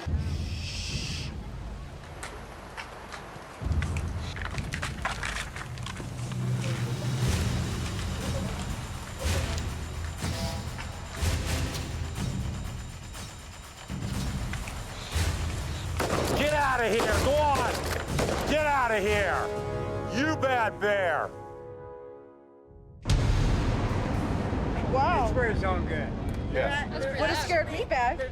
Once it hit the ground, he tagged the bear with multiple rubber buckshots, but it's definitely going to get their attention and tell them he probably shouldn't be in here. Obviously, the bear has learned quite a lesson. I'd much rather fire 4 rounds of rubber, striking the bear, and then have him shot or killed at a later date. If he needs any more education, we can do that for him too, but hopefully that'll be enough for tonight, and we won't have any more issues with this young bear in with a bunch of people.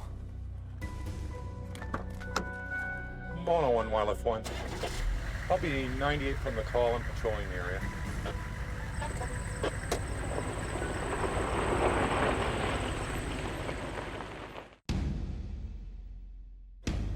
This year's bear season has just begun. There's 3 bears playing in the pond on the golf course right now. The 3 young bears are the first to make it into town. Copy that, thank you. After a chaotic night with one of them, Steve is on high alert.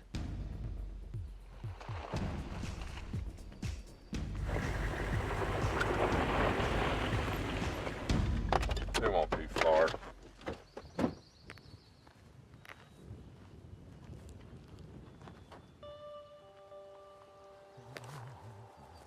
All right. All right. Wow. Very cool, man. Oh. Oh, what kind of way is that to come down? The two of the bears are siblings. The third, oh, stop. What was that? You're gonna have to practice. The third one is not a litter mate. These three bears are just playing and they're not doing anything wrong. I just want them to get into harm's way. When they're roughhousing like this, they forget where they are. Hello, it's the knuckleheads. When it comes to young bears under 2, I don't name them because, you know, statistically half of them are gonna die. And so maybe to preserve my own feelings and preserve the community's feelings, unless it's necessary, I try to not name those young bears until they're after 2. Oh, that's beautiful. There's my paycheck this week. Pretty rough on each other. Those teeth are very, very sharp. And even though they look like a teddy bear or something, they can inflict harm. It's all part of the learning process for these bears and the pecking order that they're gonna slowly grow into. There you go. Beat them up. Beat them up. Hello. Oh. You know, I see the most worst stuff in my life, and then I see the coolest stuff, and it makes me feel weird sometimes, and this is really, really cool, and fills my heart, you know. It makes me want to go out and help the little guys even more. Hello. Hello. You're all right. I don't know who's babysitting who sometimes. Probably a 50-50. The bears help me as much as I help them. That's a pretty fair deal. What is it? What is it? Uh-oh. They are arguing. Is that trash? Hey, you guys, put it down. Hey. No, no, no, no. No. One of the most important lessons for these young bears to learn is to stay away from unnatural foods. Put it down. No trash. No. No. No, no, no. Get out of there. No. Look at it all over your face. Move away. For brains. It's some kind of...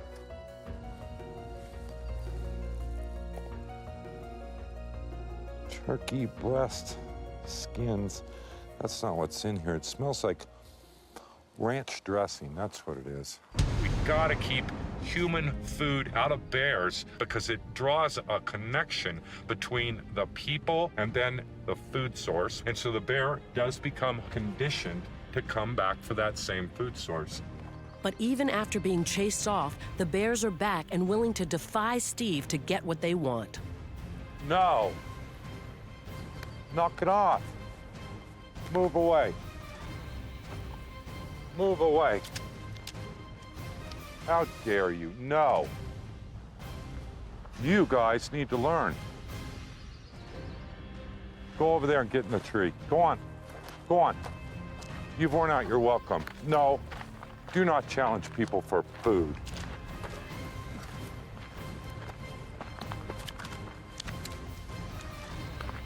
They're testing their boundaries. No. Two of the young bears back away, but the third bear returns.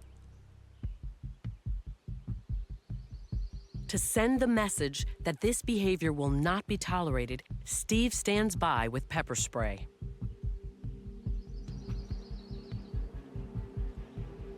Part of my job is cruel to be kind, to educate that bear that this has got to stop.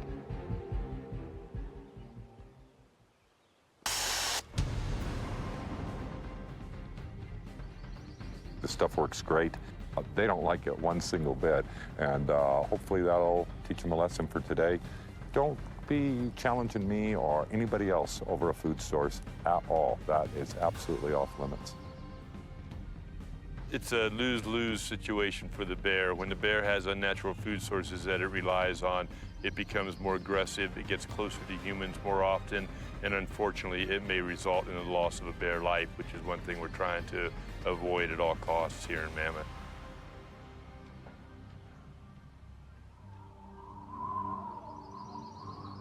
During bear season, Steve works 7 days a week and is on call 24 hours a day. Probably my strongest thing I have in my life is my wife and my son. Just a hug from my son or a hug from my wife means a lot to me. I have been in Mammoth since 1985.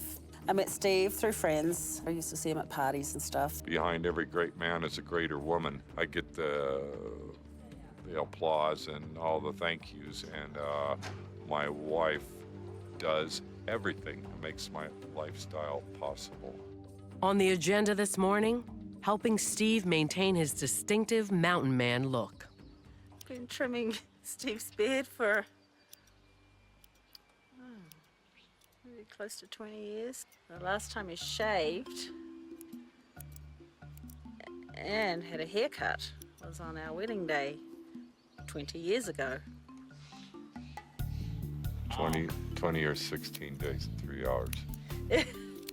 And knock it off, hon. A trim, please. my dad actually gave him the haircut. I think Steve was more nervous getting his haircut by my dad than actually getting married. Steve's routine in bear season is like a puppy or a dog or a kid. Comes home when he's thirsty and hungry. Thanks, hon. Oh, hang on, I see a couple of strays already. 4 weeks into the feeding season, the 3 young bears are now venturing out individually, looking for food. There's 2 things that a bear goes through. They're wandering about the woods looking for whatever they can encounter during their normal course of action. But if they encounter something new, they'll still try it. My neighbor just called and there's a bear, so we're gonna go take a look. A bear can smell food 3 miles away, and one of the young bears is drawn to a picnic table in a residential neighborhood. When Steve arrives, the bear is gone. Look at all this garbage. Holy cow. Wow. Oh, these people are just pigs. It looks like some pizza boxes and stuff. My neighbors were so irresponsible and disrespectful that they left all their garbage out, and the bear was hooking into it, and it just breaks my heart. You know, I love the bears, and it's just the epitome of the struggle I face every day. All this trash needs to be picked up. The bear's been standing here eating the You can clean all up right now. People make a bad bear, actually, by allowing them to become habituated to our food and trash and other things. So it's really a people problem. 20 minutes later, Hello. the same bear has been spotted less than a mile away. We'll be on our way.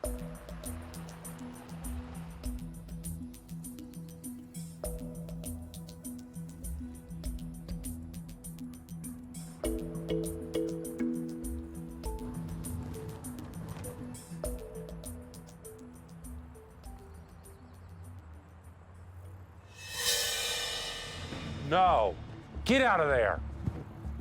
Get out of there. Go on now, get. Knock it off.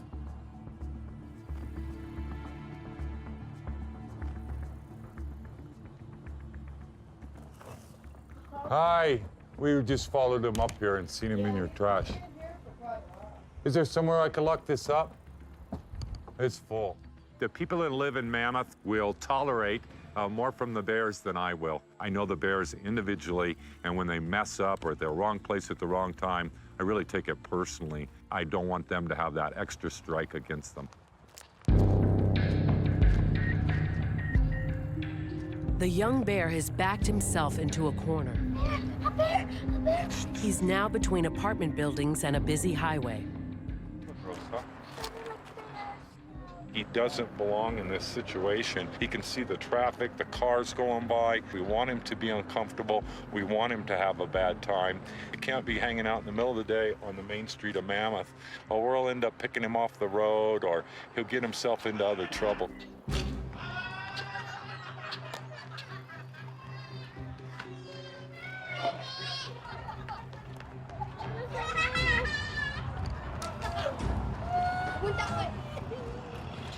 Hey, we're not gonna chase the bear. We're not gonna do that.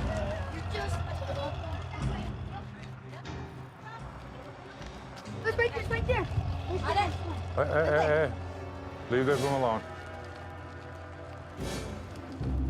I'm gonna have to get a lot more heavy-handed with the young bear. The more time that we're on him, just like a child or a dog, the repetitious reprimanding of bears that sometimes is necessary.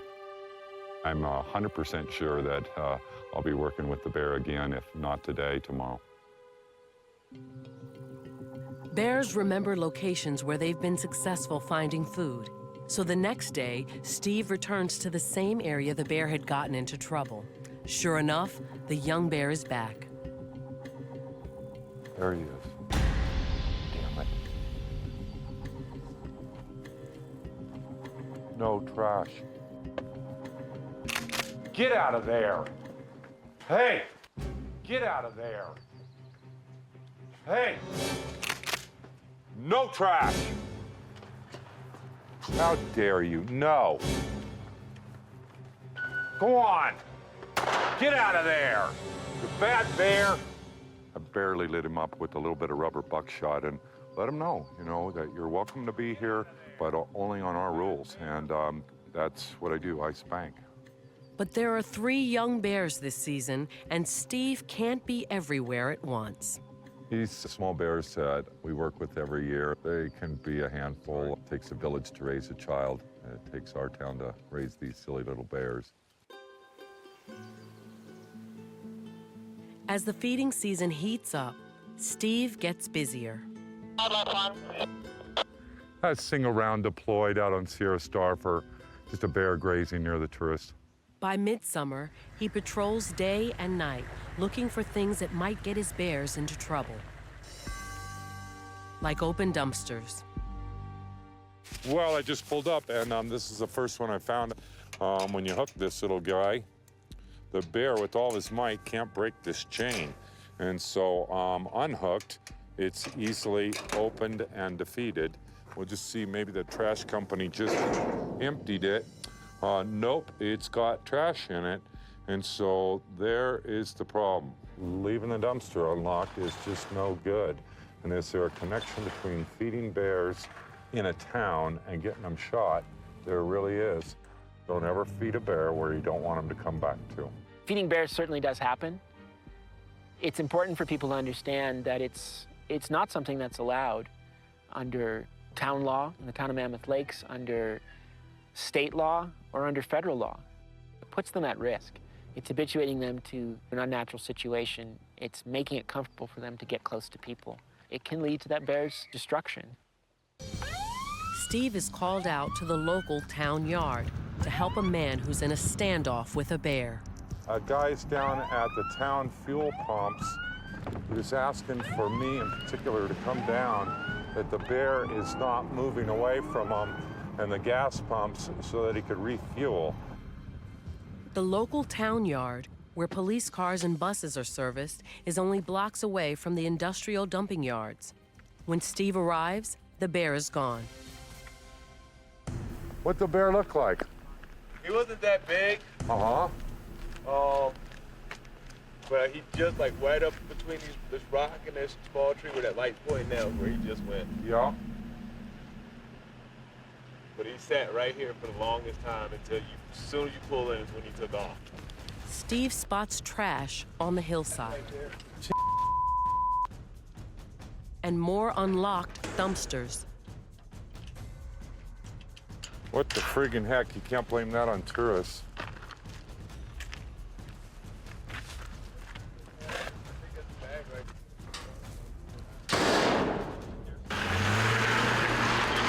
This This is just the epitome of the struggle I face every day. To see them eating unnatural food and people being irresponsible can lead to more and more problems. By the height of the season, the big bears have moved into the most desirable feeding areas, pushing out the smaller bears. And sometimes, the smaller bears resort to dangerous measures to get what they want. It's the condominium project, and it's been reported that the bears are hopping the fences and getting into the trash cans. Uh-oh. There he is. There he is, running with trash in front of the car. It's going to be a really small bear, dark head, and kind of a light-colored cape. And it does look like a female. Steve gets a closer look. This is far more serious than just a bear foraging through trash. It just blew out the window of that car. Breaking into cars is exactly the kind of bad behavior that, if left unchecked, can lead to a bear losing its life. I want the bear to reapproach and hop in that car again. I'll teach her a lesson that she'll never, ever forget. Yeah, I can see it from here, and it's going to re-enter the car. Before he can deal with the bear, Steve is distracted. Look at all these folks. You're going to tranquilize it? No. Nobody does that in California. The bear can either live here and have good manners or won't live at all. So what I do is teach bears and teach them good respect for people in situations they shouldn't be in. So how do you? Rubber bullets, pyrotechnics, flashbang devices, pepper spray, all kinds of different devices.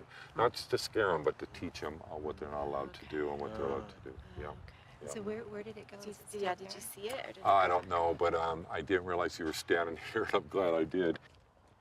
Once Steve is assured the group will stay where they are, he goes back to look for the bear. The bear's right there. He went back into where the bear had hidden, and next thing we know, we hear like 3 or 4 big, loud bam, bam, bam, bam. Get out of here! Go on, get! The girls are freaking out, and we're kind of scared. You bad bear, get! The rounds that I fired were all non-lethal. The first rounds struck the bear. The other rounds did not, but sure lets the bear know this is not a good thing to be doing. You bad bear! After running the bear off, Steve finds a candy wrapper. Chocolate. That leads him to a trail of food left in the car. We can see bagels on the floor, water, drinks. You're really lucky they didn't have more damage than this. They had both windows down a little bit with the doors locked, and so the bear just pulled on it one time and popped it. I mean, we learned a valuable lesson ourselves to just kind of, keep our cars clean. Immediately I tell my kids, go clean your cars out, take everything out of it, all the candy, any soda, anything else. So they did. We're going to continue to patrol the area. This car owner gets the free sticker, and they're not going to get fined for feeding bears. I think that the damage that's done says enough for that.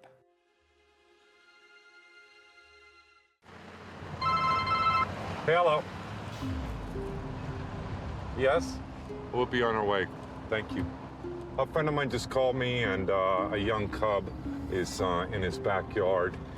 We're just going to run up there and see which bear it is. The homes in Mammoth butt up against the forest, and many of the residents like to document the bears in town. To me, they're like the spirit of the forest. I call them the spirit of the forest because they're so quiet. I mean, you can be walking and not even realize they're there. One of the reasons we have so many bears in this particular area is we have everything here that the bears need to live. We have the woodland where they can get privacy and sleep back here, which they do, and can get away from people and other bears and have a peaceful existence. But this young bear hasn't come here to relax. He's trying to figure out how to get that bird feeder down. Birdseed is very nutritious. The seeds are packed with fats and oils that they require, as well as protein. They readily will take to it and enjoy it immensely. It's almost like ice cream to them. People in Mammoth are encouraged to get the bird feeders so that the bears can't get to them, because they potentially could associate bird feeders with homes and houses. So what we've done is we've strung wire between pine trees, a long run of wire up very high. He then ended up going to a neighbor's house.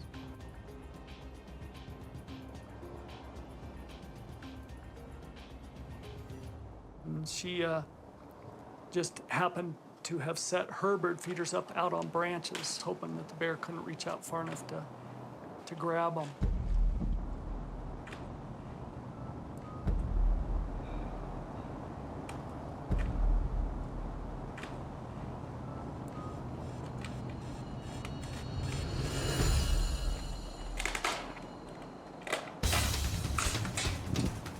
Actually just grabbed it and crunched it in half.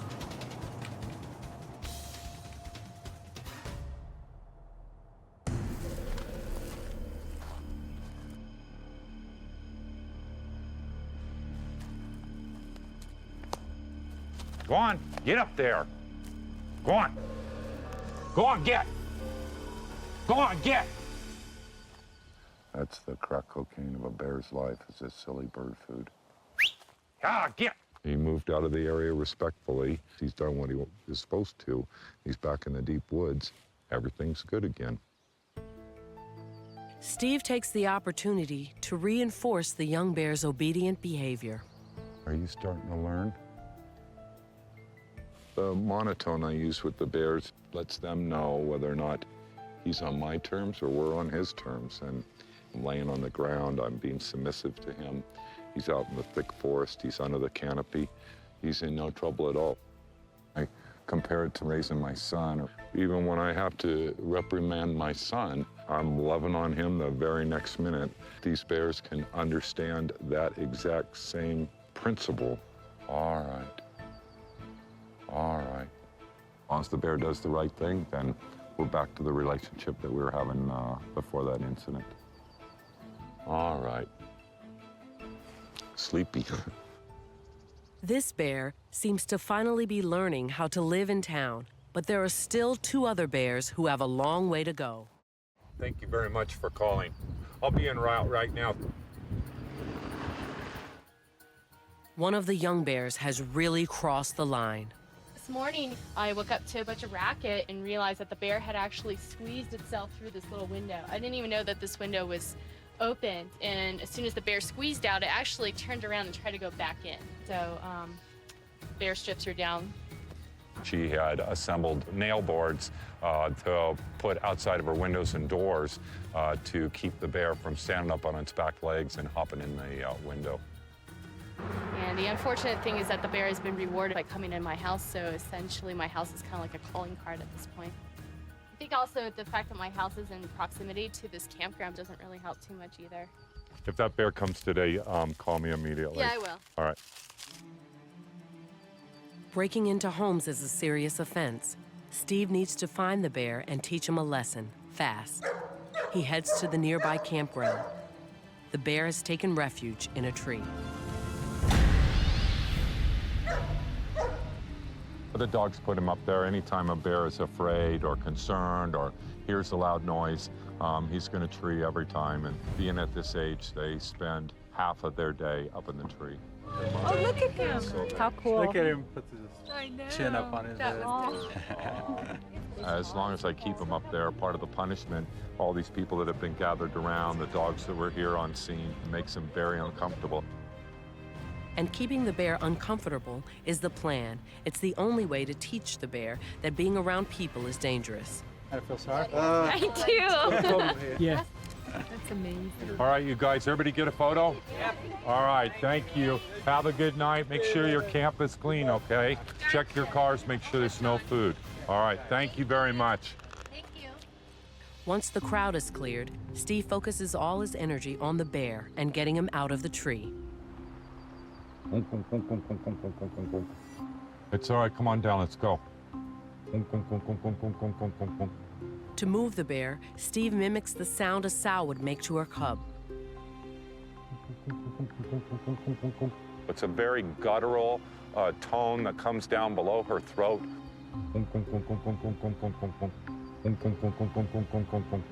I'll use that to calm young bears. I've done it so many times with so many bears. As the bear moves down, Steve approaches the tree armed with pepper spray, a potent aerosol that overwhelms the senses but wears off quickly. Come on. Come on.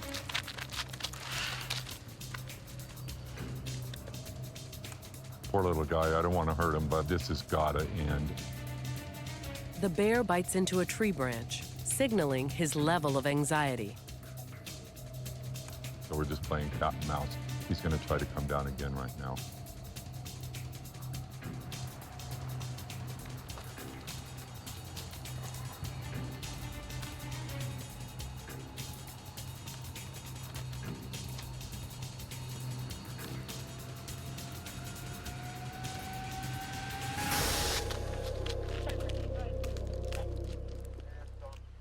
It is some nasty, nasty stuff. I hate to...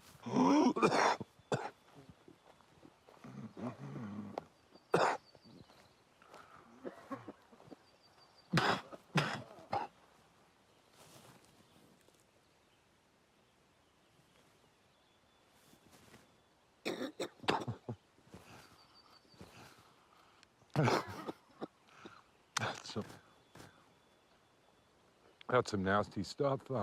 The bears hate it. He really...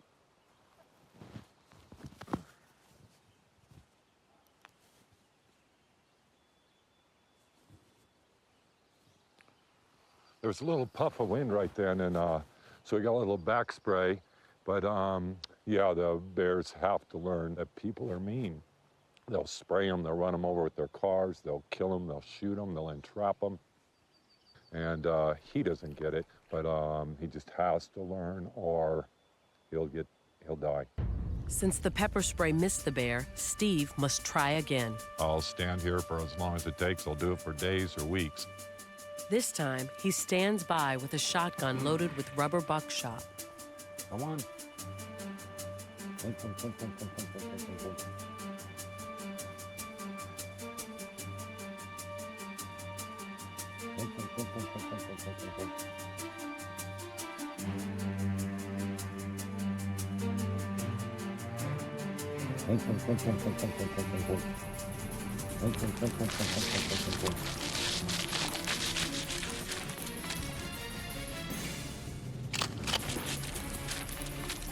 Go on, get!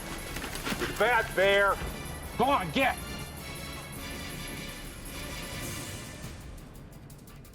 Just the noise of the shotgun racking, it's all a non-lethal deterrent for the bear. Like a dog or a child, hopefully he can learn and become a member of our community, and these problems won't be an issue.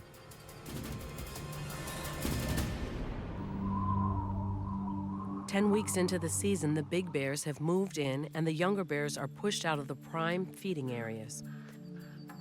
The 3 young bears Steve has been working with are staying out of trouble, at least for now. 7, next 76, roger. Steve gets a late-night bear call for a shocking incident unlike anything he's encountered before.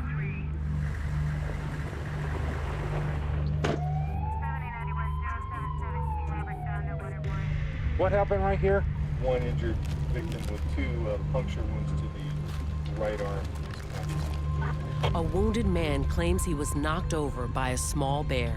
They got knocked over, and then when did you realize they had a hole in your arm? Oh, it was sore, so I just took off my I had a jacket on, I just took the jacket and I noticed that my shirt was bloody. Did he bite you on? I don't know what it is. I don't know. I mean, it's hard to, because there's no real puncture wounds in the. Sure looks like a puncture. Huh? Well, this one is. No, through the jacket. This is just a scratch, I think. It's Dawn, huh? Yeah. Thank you, Dawn. I appreciate your patience, but this is really concerning to us. But I really do think I spooked him. He's come for the arts festival, and he is selling his wares, which is pottery, and this event happened. I was just walking down here from the restrooms, right? And I came across right here, and I heard a growl. And I turned, I don't even know which way I turned, and then that's when he just, boom, hit me.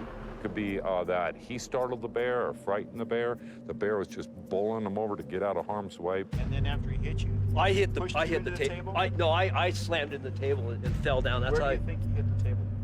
Where did I? Here, my arm. Yeah. We need to get him down to the medics. The man's description and the mysterious puncture wounds don't add up. A lot of times they push. They could have stabbed him. Could have just been a stab. I think it's a canine bite. Yeah. Paramedics arrive on scene and confirm Steve's suspicions. He told me that they're 3/8 of an inch deep, and it's a bite and not a claw mark. Serious.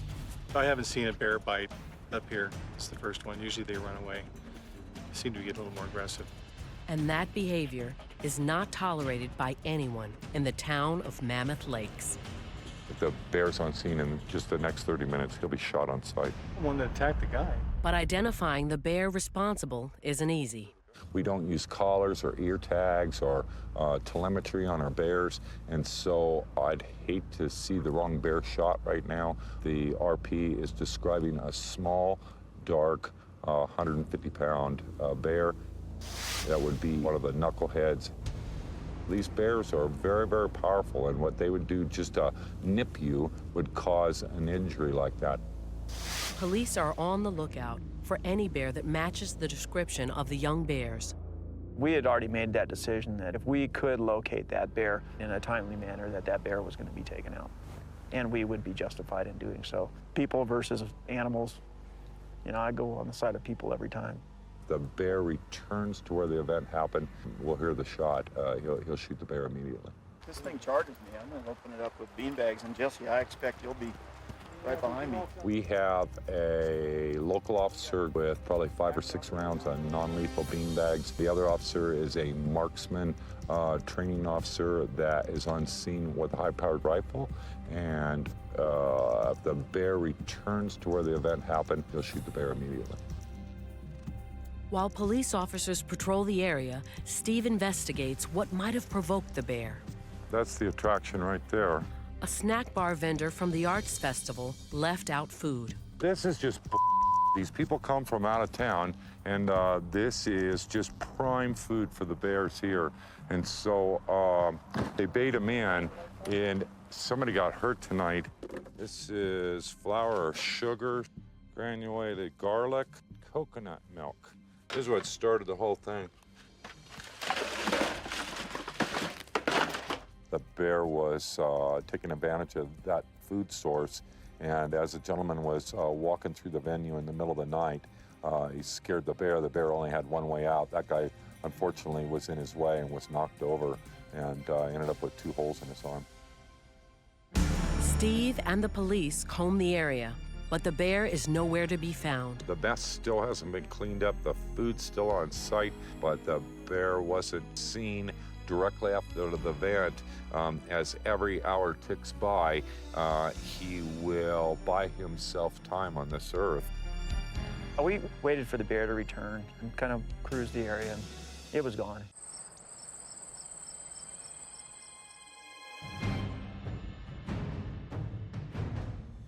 "24 hours after a man suffered a rare bear bite, he's okay.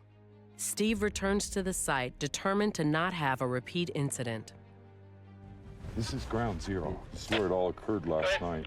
The gentleman who was nipped by the bear is right here behind me, and I think I owe him at least that to make sure a bear doesn't come anywhere near here tonight. And it doesn't take long for Steve to spot a bear nearby. I'm gonna turn my light on him and walk up a few feet, and I'm gonna hopefully shoot him multiple times for even being here. If this other young bear comes here, I'm gonna treat him the same way too. Get out of here!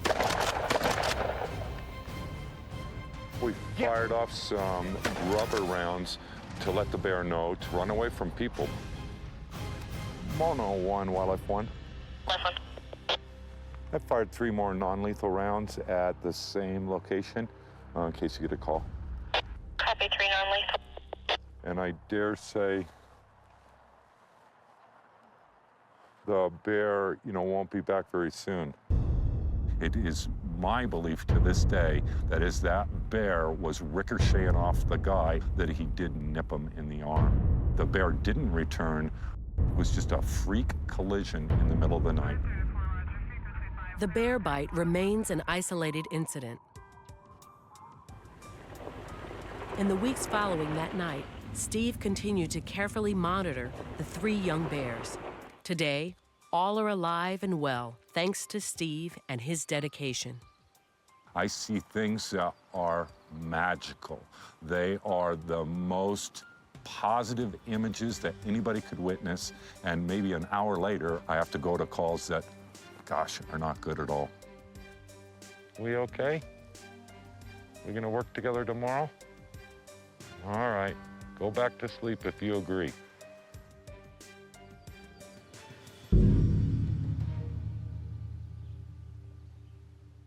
101 Wildlife 1. I'll be en route right now, and I'll be on scene just in a moment. 6 more cabins are broken into. In Mammoth Lakes, California, He came right to our window. one bear turns everything upside down.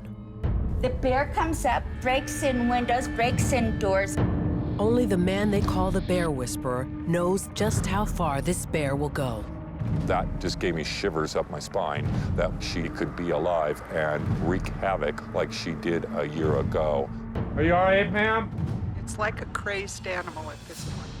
What it did to our community, what it did to me, it was all just shattering.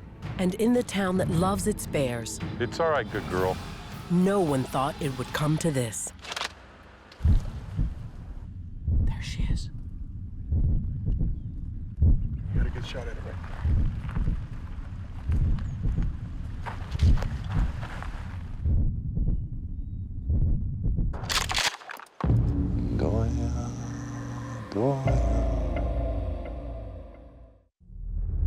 Mammoth Lakes, a mountain resort town located in the middle of some of California's last true wilderness. We happen to live in God's country. We're a day's walk from Yosemite. It's just paradise up here, and so the people know it, and the bears know it too.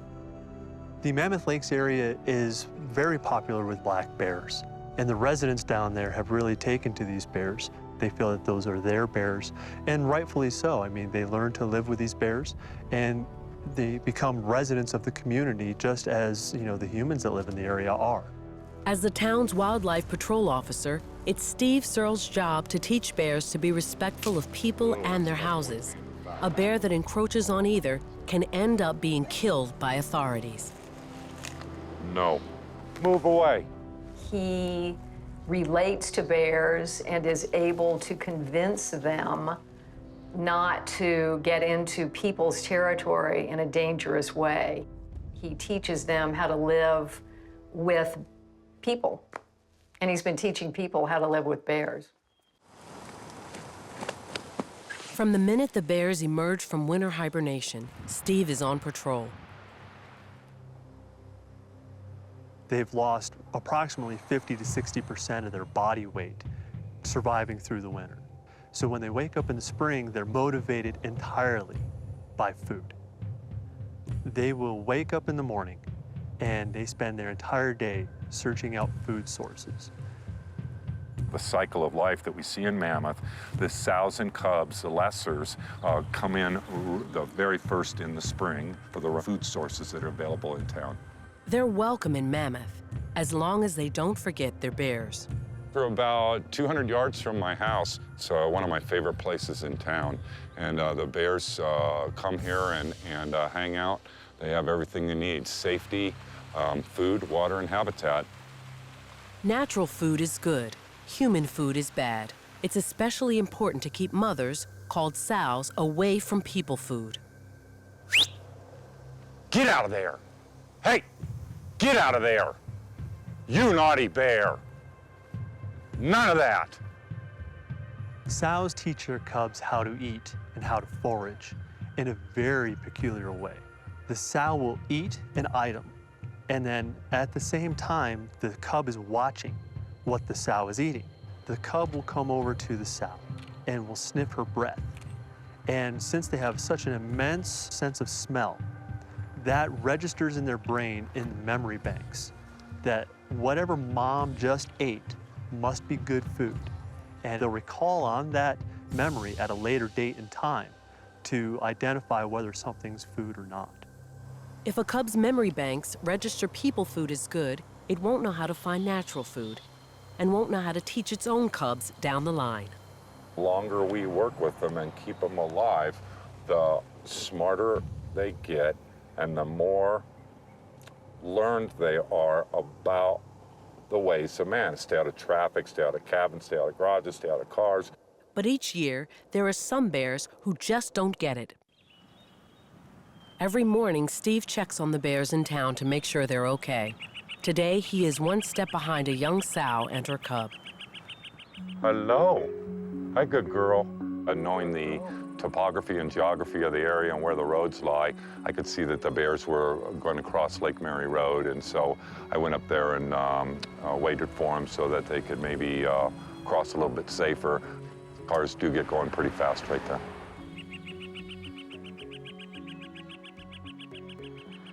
Here we go, here we go.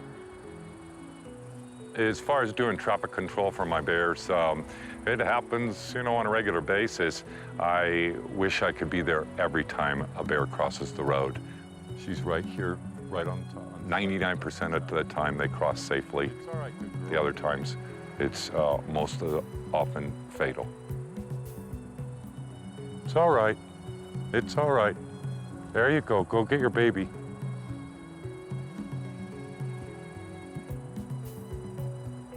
There you go. There you go. Pick her up. Let's go. Come on. But the sow doesn't bring the cub back with her. Something's caught her attention. Where are you going? She was absolutely going somewhere. She wasn't fooling around.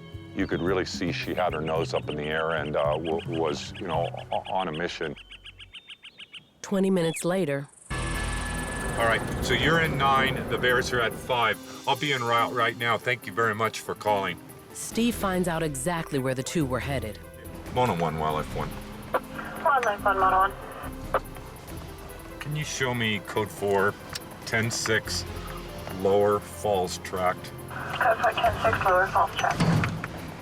The sow and cub were just trying to break into a cabin, and so we're going to respond up here and see if it's so that she's trying to bust in would be a bad thing. Hi. Good, how are you, sir? And you saw the bears? Oh yeah, it was a mama and a very young cub. These old cabins up here, you know, close to 100 years old, they were built as fishing homes. They're all single pane windows. They're easy to break into. It's kind of a target-rich environment. Hello? Did I see by the sow's body posturing and her nose in the air that she was on her way to commit a misdemeanor? Did I know she was going to break up a door jamb today? No, I'm not that good. For now, there's not much Steve can do. The bears have left the area. I need to catch them red-handed, and anything 5 minutes or longer after the act, I'll just pass on it. The bear won't have a clue what's going on, and I don't roll that way. Steve will work with a bear for any number of reasons. Get out of there! He uses non-lethal techniques to keep them away from crowds. You bad bear! To move them out of dangerous areas.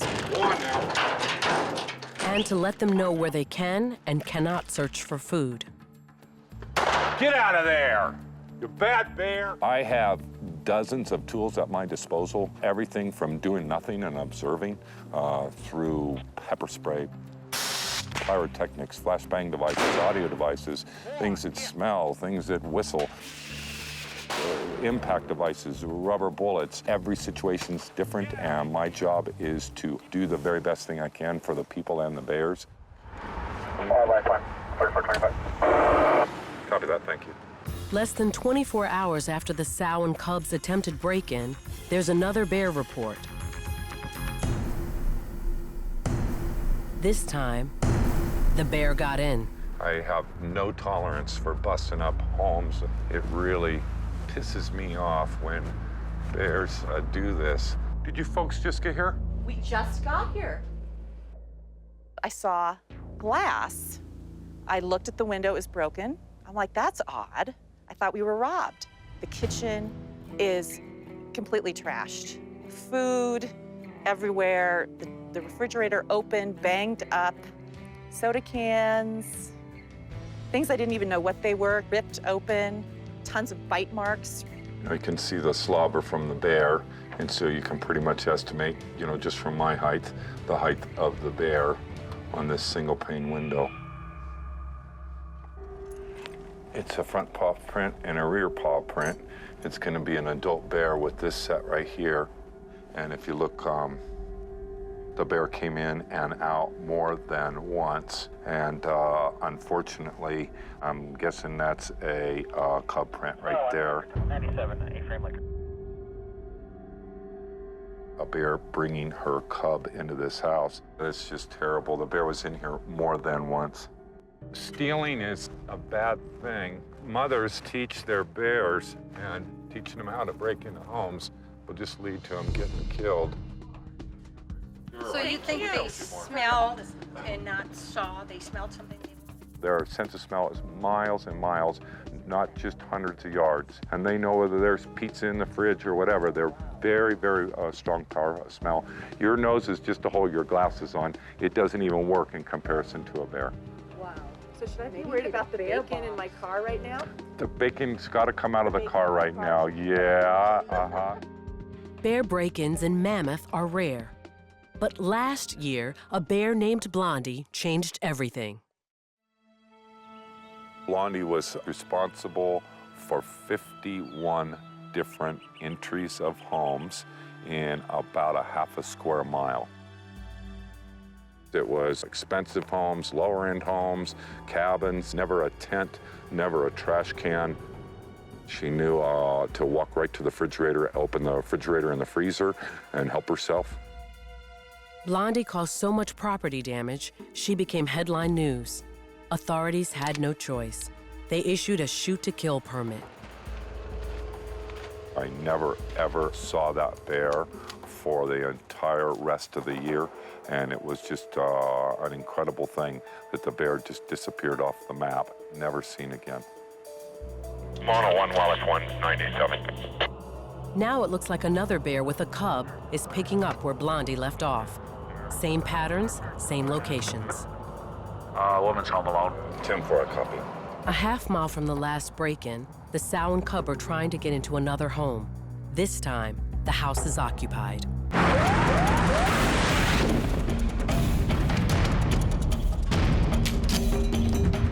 Hello? Are you all right, ma'am? Where are they at? There's nothing out here? No, ma'am. Are you okay? Yeah, I'm okay. I was All right. trying to get through a window out there. All right. Bears should not be pulling on anybody's window, especially an occupied home. I take it very seriously, to get a bear shot. I wish I got here sooner, and I would have dealt with it right then, and we're just a few minutes behind the call.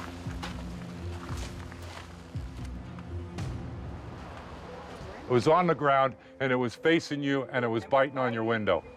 And the baby was right in between all those little trees there. All right, thank you very, very much. Mono 1, Wildlife 1. I'm gonna be 98 from the call, report taken. The bears are UTL, but I'll be patrolling the area for the next hour or so. Within a half hour, Steve gets the tip he's been hoping for. We had a call from one of my neighbors out here and let us know that the sow and cub was lurking around again. And if I can catch her red-handed, it'd be just great. Straight up this way? Yeah, right up the hill. I think we're hot on her trail, and again, no offense to her, but she has been acting up a little bit, and done correctly, aversive conditioning can change her habits for life. Copy. So. There you go. Pardon me.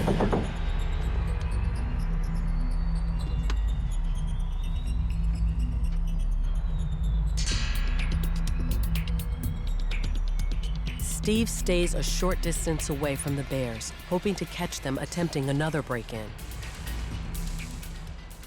But then, neighborhood dogs frighten the bears. The sow runs one way, the cub heads up the nearest tree. With the sow and cub separated, Steve shifts his efforts from punishing the bear to reuniting her with her cub. We got 3 dogs on the bear right now. We got a baby cub right here at 10 feet. She can't leave the cub here.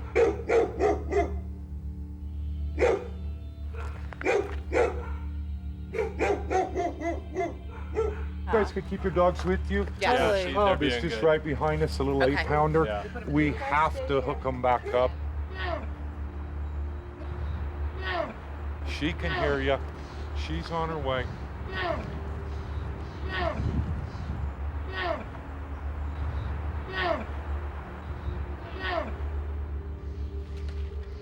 Here she comes. All right, all right. Hurry up. It's all right. Come get that cub.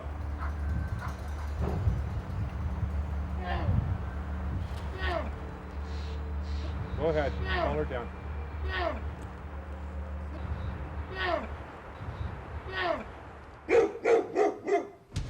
You're all right. Go home. Go on now. Go home. Go home. Go home. Let's go. Good dogs. Go home. Go on. Go on. Get. We almost had it down and reunite these guys. Those dogs just got loose again, which kind of irks me. But good dogs just, you know, charging after the bear, and that's what dogs do.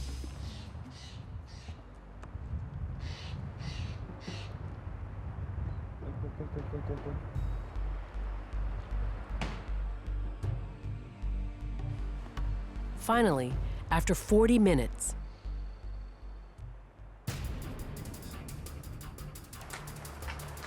Here she comes. Move the cells down.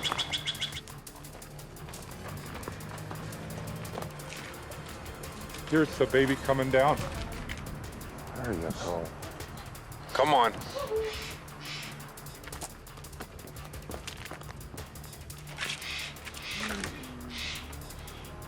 You're all right.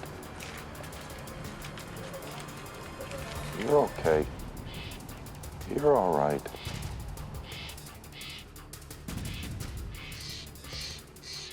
the sow and cub reach the ground, but there's still a lesson to be learned. She was walking away at a slow speed instead of running away. Bears need to learn to be afraid of people. That's my job sometimes, is to professionally be mean to bears. Get out of here! Go on, get! Steve shoots at the sow, not the cub. Go on! Get out of here! Go on! I lit her up and gave her a rubber ball on the ass. 101 Wildlife 1.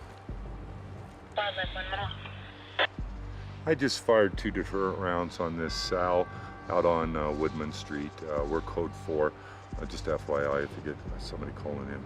They are non-lethal rubber rounds, light fields, and they work just great. It's a soft rubber, and just reach out and tap her and let her know she's in the wrong place at the wrong time.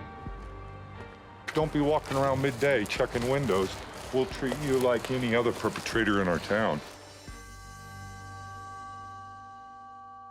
Steve measures his success with the bears by their actions. 24 hours after shooting rubber bullets at the sow and cub, they're staying away from homes and eating their natural food in the forest. It looks like the aversive conditioning is working. Wow, I mean, this is what it's all about. When we get them to practice more of this behavior and less human action behavior, my job is, I'm the luckiest guy in the world. In the quiet of the forest, Steve gets his first close-up look at the sow. These young bears are difficult to identify sometimes with them shedding out and changing colors. This one's a two-tone bear, a little bit unusual. It's 3.5-year-old female. She came out of hibernation with 2 cubs. One died right away early in the spring, and then she was left with 1 cub. She entered at least 3 different homes while she had her cub. One of the really odd things is that the homes are all being vandalized in the daytime. Steve begins to piece together everything he knows about this bear. It all seems eerily familiar. The size makes sense. Her age makes sense. Every single thing indicates that it's the bear who entered all the homes. Last year, Blondie, that she could be alive and wreak havoc, that just gave me shivers up my spine. Dark head, dark legs, blonde straps and back blonde highlights. That hasn't changed much other than the blonde continues to darken, but those same basic color patterns, same age, same sex, same homes that are being broken into. Blondie never went in a single home at night. She only went in homes in the daytime, which made it even more offensive. When Blondie first appeared, she was an orphan cub who had to learn how to survive on her own. The bear's been staying out of trouble, but did enter this home last week through an open window. That's just terrible for a bear to learn those lessons. This bear is going to grow up to be a big, huge bear. And if we don't train him correctly from the start, then we get what we deserve. I'm sorry, buddy. Feeling good, huh? The bear just got in the habit of going into houses that were open, all soft entries, open sliding glass doors, open windows, and it would go straight to the fridge, right past the trash can, and help itself to ice cream or fine cheeses. Guava was a favorite. People weren't afraid of it. They didn't report what she was doing, and they would just shoo her out of the house. Go on, you cute bear, and keep the cookies. And so it went unchecked and unreported dozens of times. What are you doing here? Hey, what are you doing here? You bad bear. You bad bear. No more. It was just a really, really bad example of loving on bears too much. People just went out of their way to protect her. The bear came out of den last year and proceeded to enter homes. Again, they were all soft entries in a half a square mile. 51 times it entered homes. Go on, get out of here! I just could not put a stop to it. Rubber bullets, flashbang, pyrotechnics, the food reward, and the people doting over that bear outweighed me being mean to the bear. The bears left the area. But there was another issue hampering Steve's efforts to teach Blondie. Mammoth Lakes borders federal forest land. Steve's area of responsibility is within the 4 square miles of our town, where Steve can use all of his techniques and efforts to dissuade bears and try and change their behavior patterns. When Blondie raided homes outside Steve's jurisdiction, he was powerless to stop the behavior. Really, it was quite evident that Blondie was going to push the envelope until somebody had to shoot her. A shoot-to-kill permit was issued for Blondie, but then, as if the bear could sense it, Blondie disappeared, and the shoot-to-kill permit expired. I spent hundreds and hundreds of hours trying to locate her or her carcass, and was unsuccessful. It was really odd, but the bear never showed up again. Until now. And though she's broken into 3 cabins, Steve doesn't punish her. For the moment, she's not breaking any of the rules. We reward our bears by silence and privacy for doing the right thing. It looks like she wants to suckle and feed her cub. And so we're just about to back out of here and we'll leave her alone. But she's being a good bear and it's great to see. For 3 days, there are no reports of Blondie and her cub.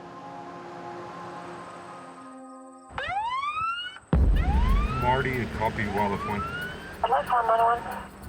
I was on patrol and the car in front of me came to an abrupt stop, so I stopped to see what the problem was. You could tell he was rattled. I walked up to the car. He wouldn't even roll the window down at first. Then he cracked it and told me that a car coming the opposite way up towards Lake Mary had just missed the mom bear and hit a cub right in front of him.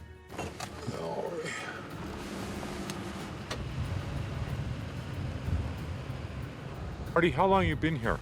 Just about 5 minutes. I just missed it. Uh-huh. The little cub got rolled behind its mom. The mom is presumably on scene. It was dragging the bear off the road, and not good at all, but we'll see if we can help a little bit. I can hear the sow and hear the cub. She's absolutely on scene, Marty. You got lethal on you? Yes. Yeah. The bear was moving like 20 feet each way. You can hear it go down a little bit, come up the hill a little bit. You know, it was moving around like it was pacing back and forth, you know. Sounds like about where that pine is, right? That's what I'm thinking too, Marty. You're right on top of it. We got out spotlights and started looking right off the roadway for the bear. It was right within 5 feet of us. She's, yeah, down to my left now. Right here, Marty. Oh, that's your sow.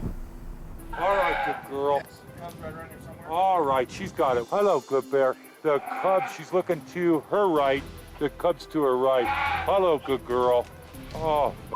Is she coming towards us or is she going down? No, she's probably trying to revive him. Okay, okay. This is a really steep slope right here. Watch yourself now. Watch yourself.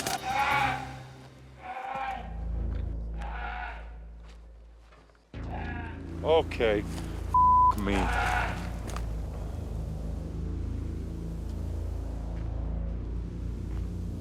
Where we can't work through this brush, that bear can come through here faster than the fastest human on Earth.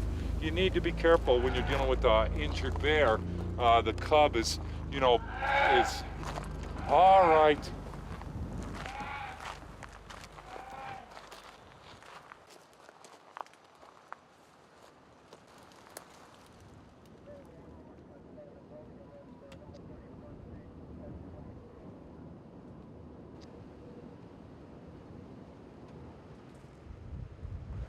Uh-oh.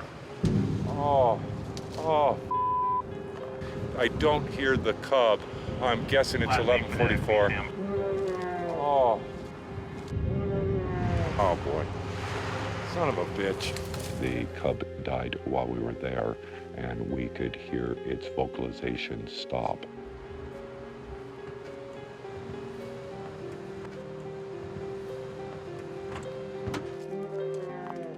She's mooing over a dead cub, not a live one.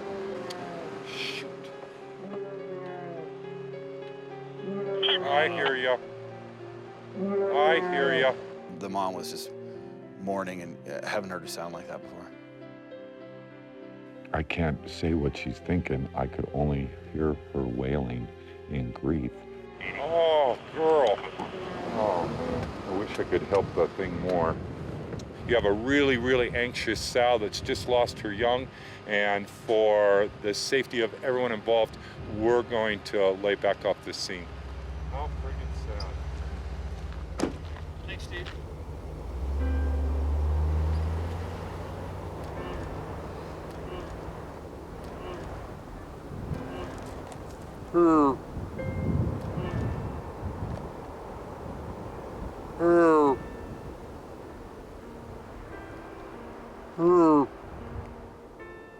I share in her grief. I've seen it go on for, you know,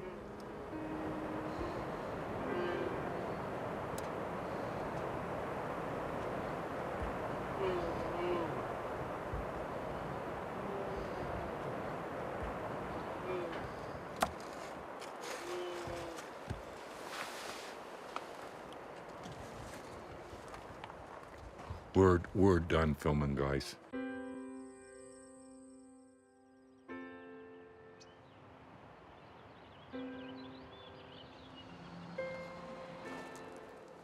I didn't sleep at all, and the thoughts that went through my mind and the images, I replayed it a few times last night. I have personal experience of people losing their children. It will ruin the rest of your life. All of this has been trampled down, and obviously the bear went through here. 51% of all black bears die before they're 18 months old. It is something that bears have to deal with all the time. I don't see any blood or hair or the body of the young bear, and kind of happy for that. She must have dealt with it in her own way, and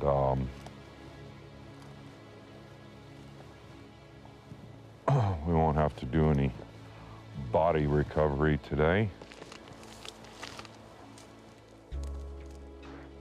I see some of the most beautiful things, you know, that anyone could ever imagine.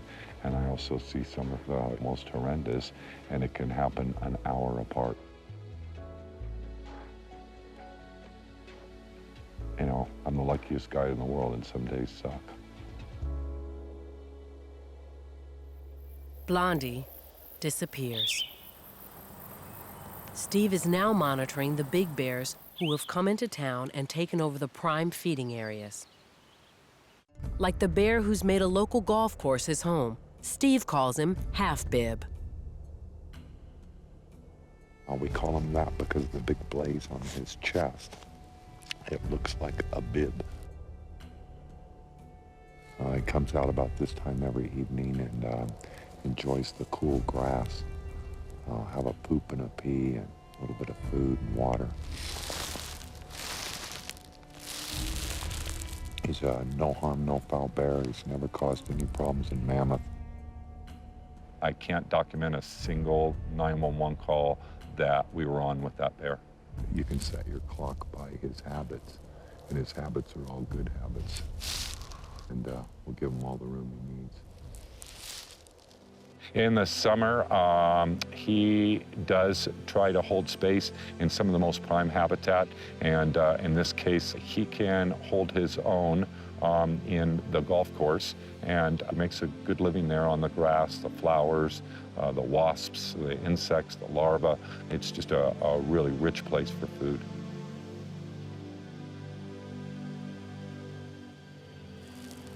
He's not so nervous around people, but other bears, and so his nose is constantly working, making sure that there's not other male dominant bears in the area. Tonight there's not, and so he's got the place to himself.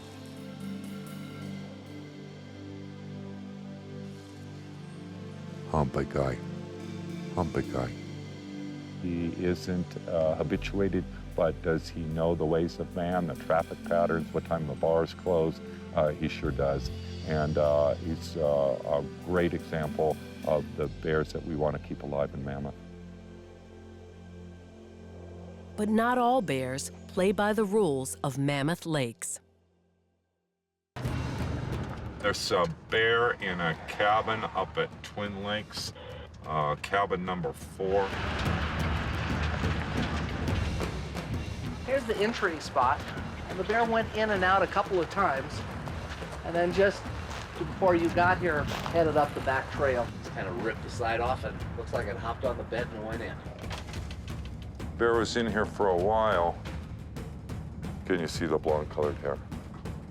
Could you describe him for me? It's not a big, super mature-looking bear to me, but it's not a little guy either.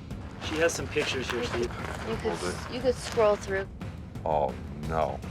This is Blondie. 4415, 4411. 3 weeks after Blondie's cub was killed by a car, the bear is out of control, He came right to our window. raiding multiple houses daily. I looked up, and there it was by that big tree, just looking at the cabin. I looking said, at there you, he huh? is. And we know that bear. It's that young bear that's the baby was killed. After her cub was killed, she had more free time and started a new rash of burglaries. A cub in tow is a restraint. She doesn't have that restraint anymore. Blondie's now able to travel faster and farther. She moves outside of town back to land controlled by the federal government, the same area where she caused so much damage a year before. Steve is powerless to do anything. It's beyond his jurisdiction.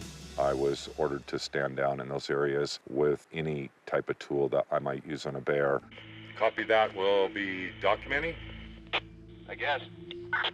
A letter was served to the city council, the police department, and to myself, stating that I was not welcome to work with bears, lethal or non-lethal, anywhere in those tracts of cabins. But Steve isn't prohibited from being there, and he wants to monitor the situation. Look at every one of these has got bear prints all over them from the same bear trying to push it in. This is the 5th one on the block I know of. Not cool. 6 more cabins are broken into. The owner of the lodge at Twin Lakes, he's had 8 or 9 entries with dogs in the house, with people in the house. This is happening, you know, every day now. The scene is so typical, you know, cupboards opened, refrigerator opened, all the good sweet food gone. I think we're up to 17 or 18 cabins now up in the Lakes Basin in probably 3/4 of a square mile. They get pretty aggressive and pretty confident once they succeed. It was not easy to shoo it away. And usually I can shoo them. And now I just feel we're all in jeopardy. We love the bears, and we hate to see anything bad happen to them, but my view is you do everything you can, and if there's nothing else you can do, then sometimes you have to get rid of it. What it did to our community, what it did to me, what it did to the reputation of the town, it was all just shattering. People were just horrified both ways. The people that wanted the bear killed, the people that didn't want the bear killed, the people that are in the middle of the road, the politicians. It was just absolutely insane. Bear comes up, pulls off the shutters, breaks in windows, breaks in doors, throws things everywhere. Don't be discouraged from picking up the phone. Yeah, but your police cannot do anything No. to get rid of the bear. If the bear breaks into that cabin and I'm in there and I shoot that bear, what happens? Do I have that right to actually use a firearm in my home? It's probably too late to save her now, and something needs to be worked out because we're here leaving our cabins up there vulnerable to that bear still. We have done everything that we know, and still right now we have a road bear. Could the bear bowl somebody over, escaping from a residence? That part was very, very possible. As hard as it is, I needed to admit defeat with that bear.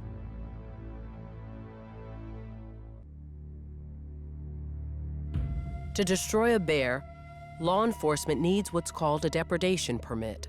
We had a summer home owner get a depredation permit from the California Department of Fish and Game, which is a process that allows a homeowner to either remove themselves or contract with someone to remove a nuisance animal. She usually went in places that weren't occupied and that were shuttered up, and she would just tear the shutters off, push in the windows. And that's what made her such a dangerous bear, because there was no protection. I mean, if your shuttered cabin doesn't protect you from a bear, then you have no defense. Steve wants to be the one to take the shot. I have gone public asking permission to take the life of this young bear. I have a huge connection with this particular bear.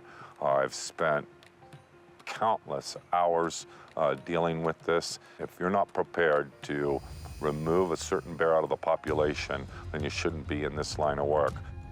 But the permit is for property outside of Mammoth city limits. That bear is in a jurisdictional mess and is on the other side of an imaginary line that the Forest Service owns that property, and it's not within the 4 square miles of town proper, then I'm not allowed to do my work. And boy, am I pissed off. By law, the destruction of the bear falls to federal government trappers who will capture and euthanize her. Relocation is against California Fish and Game policy. We have multiple tools at our disposal that we can use in order to capture a wild bear. We have culvert traps or large cage traps that will put some type of a bait inside, usually a food source that bears are accustomed to. When the bear crawls into the culvert and grabs that bait, it releases the doors and they slam shut, and then they lock, and then that bear is trapped inside the culvert trap. And, you know, typically they're euthanized with a firearm. Bears being shot in the head in live traps bothers me, and especially when it could be prevented. Whatever happens, we should be responsible for ourselves and for our bears. That's why it says don't feed our bears instead of don't feed the bears, because they're not somebody else's bears. They're our bears, and you ought to be responsible for them, good or bad. That night, the traps are set. Blondie never shows. A bear is not a nocturnal bear. It only does daytime burglaries. As every day passes, destroying her becomes a hotter issue for the community that loves its bears. It's not black and white. There is no books written about this or laws written about this. It's to good judgment. We're all here to serve the public. And what would the public want? What would mom and dad and the normal, everyday people that aren't on scene, what would they be saying to do? Shoot. Shoot. Steve can't do anything to save Blondie. The most he can do is help find her and make sure authorities get the right bear.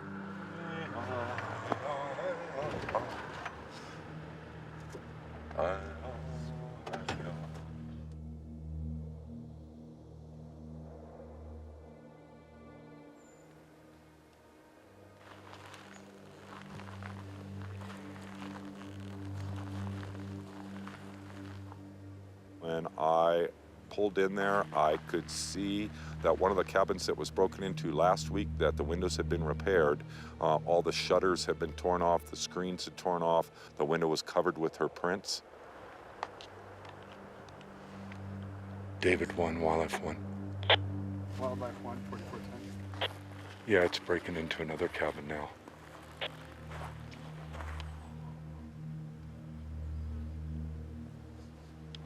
I'm just going to confirm with you. We got the go-ahead. We're good to go.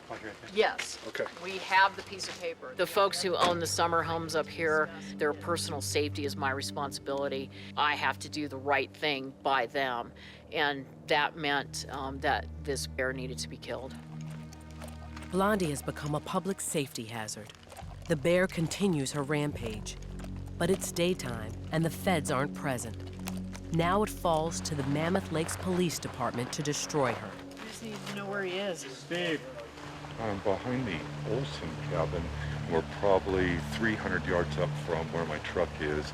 The more of us that are moving through here, the more noise we're gonna make. So we need everybody just kind of slow down and be conscious of that.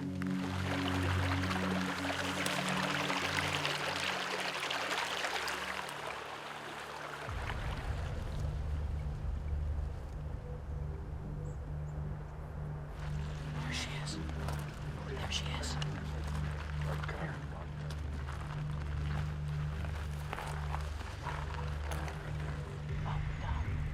You got a good shot at it right now.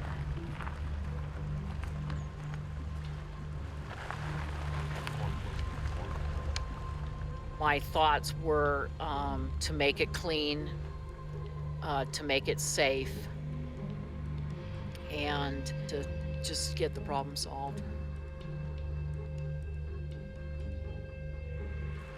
The bear was probably full from eating and was laying down at the base of a tree. I stayed eyes on the bear. They got locked and loaded.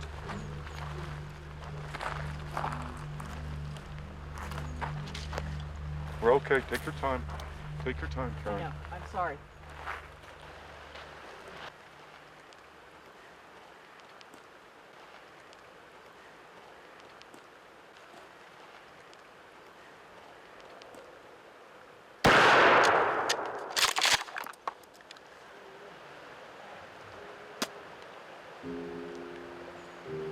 Second shot, yes? Yeah. Go.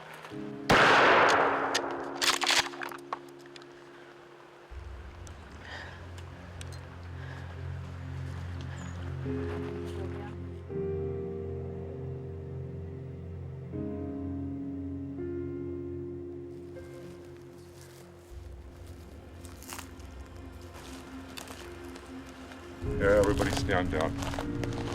Okay, I need to talk to you. Sure.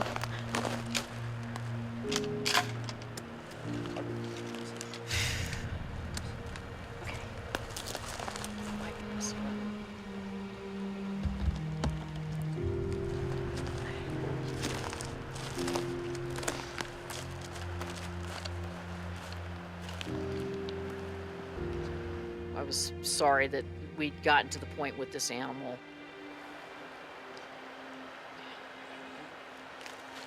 It's just, we have such a unique environment up here. We certainly, as human beings, have a responsibility in that, and that we allowed the animals to get to the point where they started to look for human food instead of their own. I got a vested interest in it. My cabin's been broken into 3 times in the last 3 weeks. Okay? I understand that, Did you get sir. him? Yeah. Yes, sir, and she's actually a she. And yes, sir, Is that we the did. way? That's the one. We're really happy that the authorities came here and took care of this guy. It's too bad, but it's tough. You know, they can be smart about those. Yeah. Or it might have taken her a day to go in, but, you know.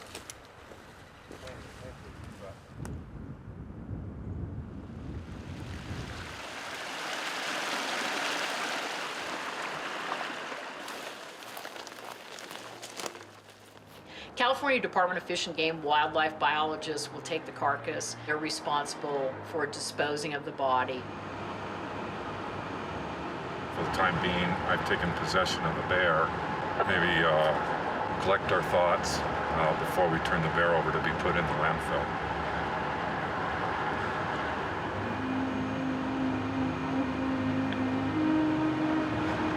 None of this had to happen this way. It's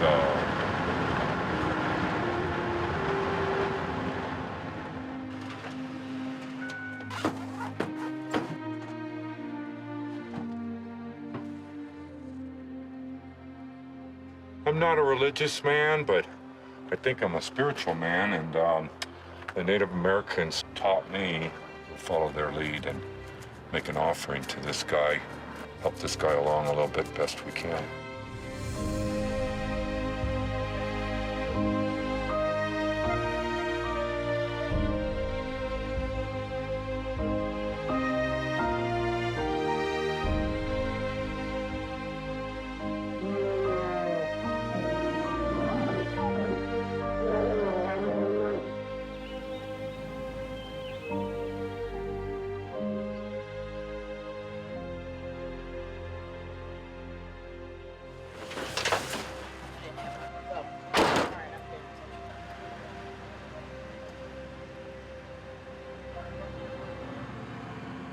I'm on a Wildlife One. Wildlife One. Can you show me 98 from the Lakes Basin? Sounds fine.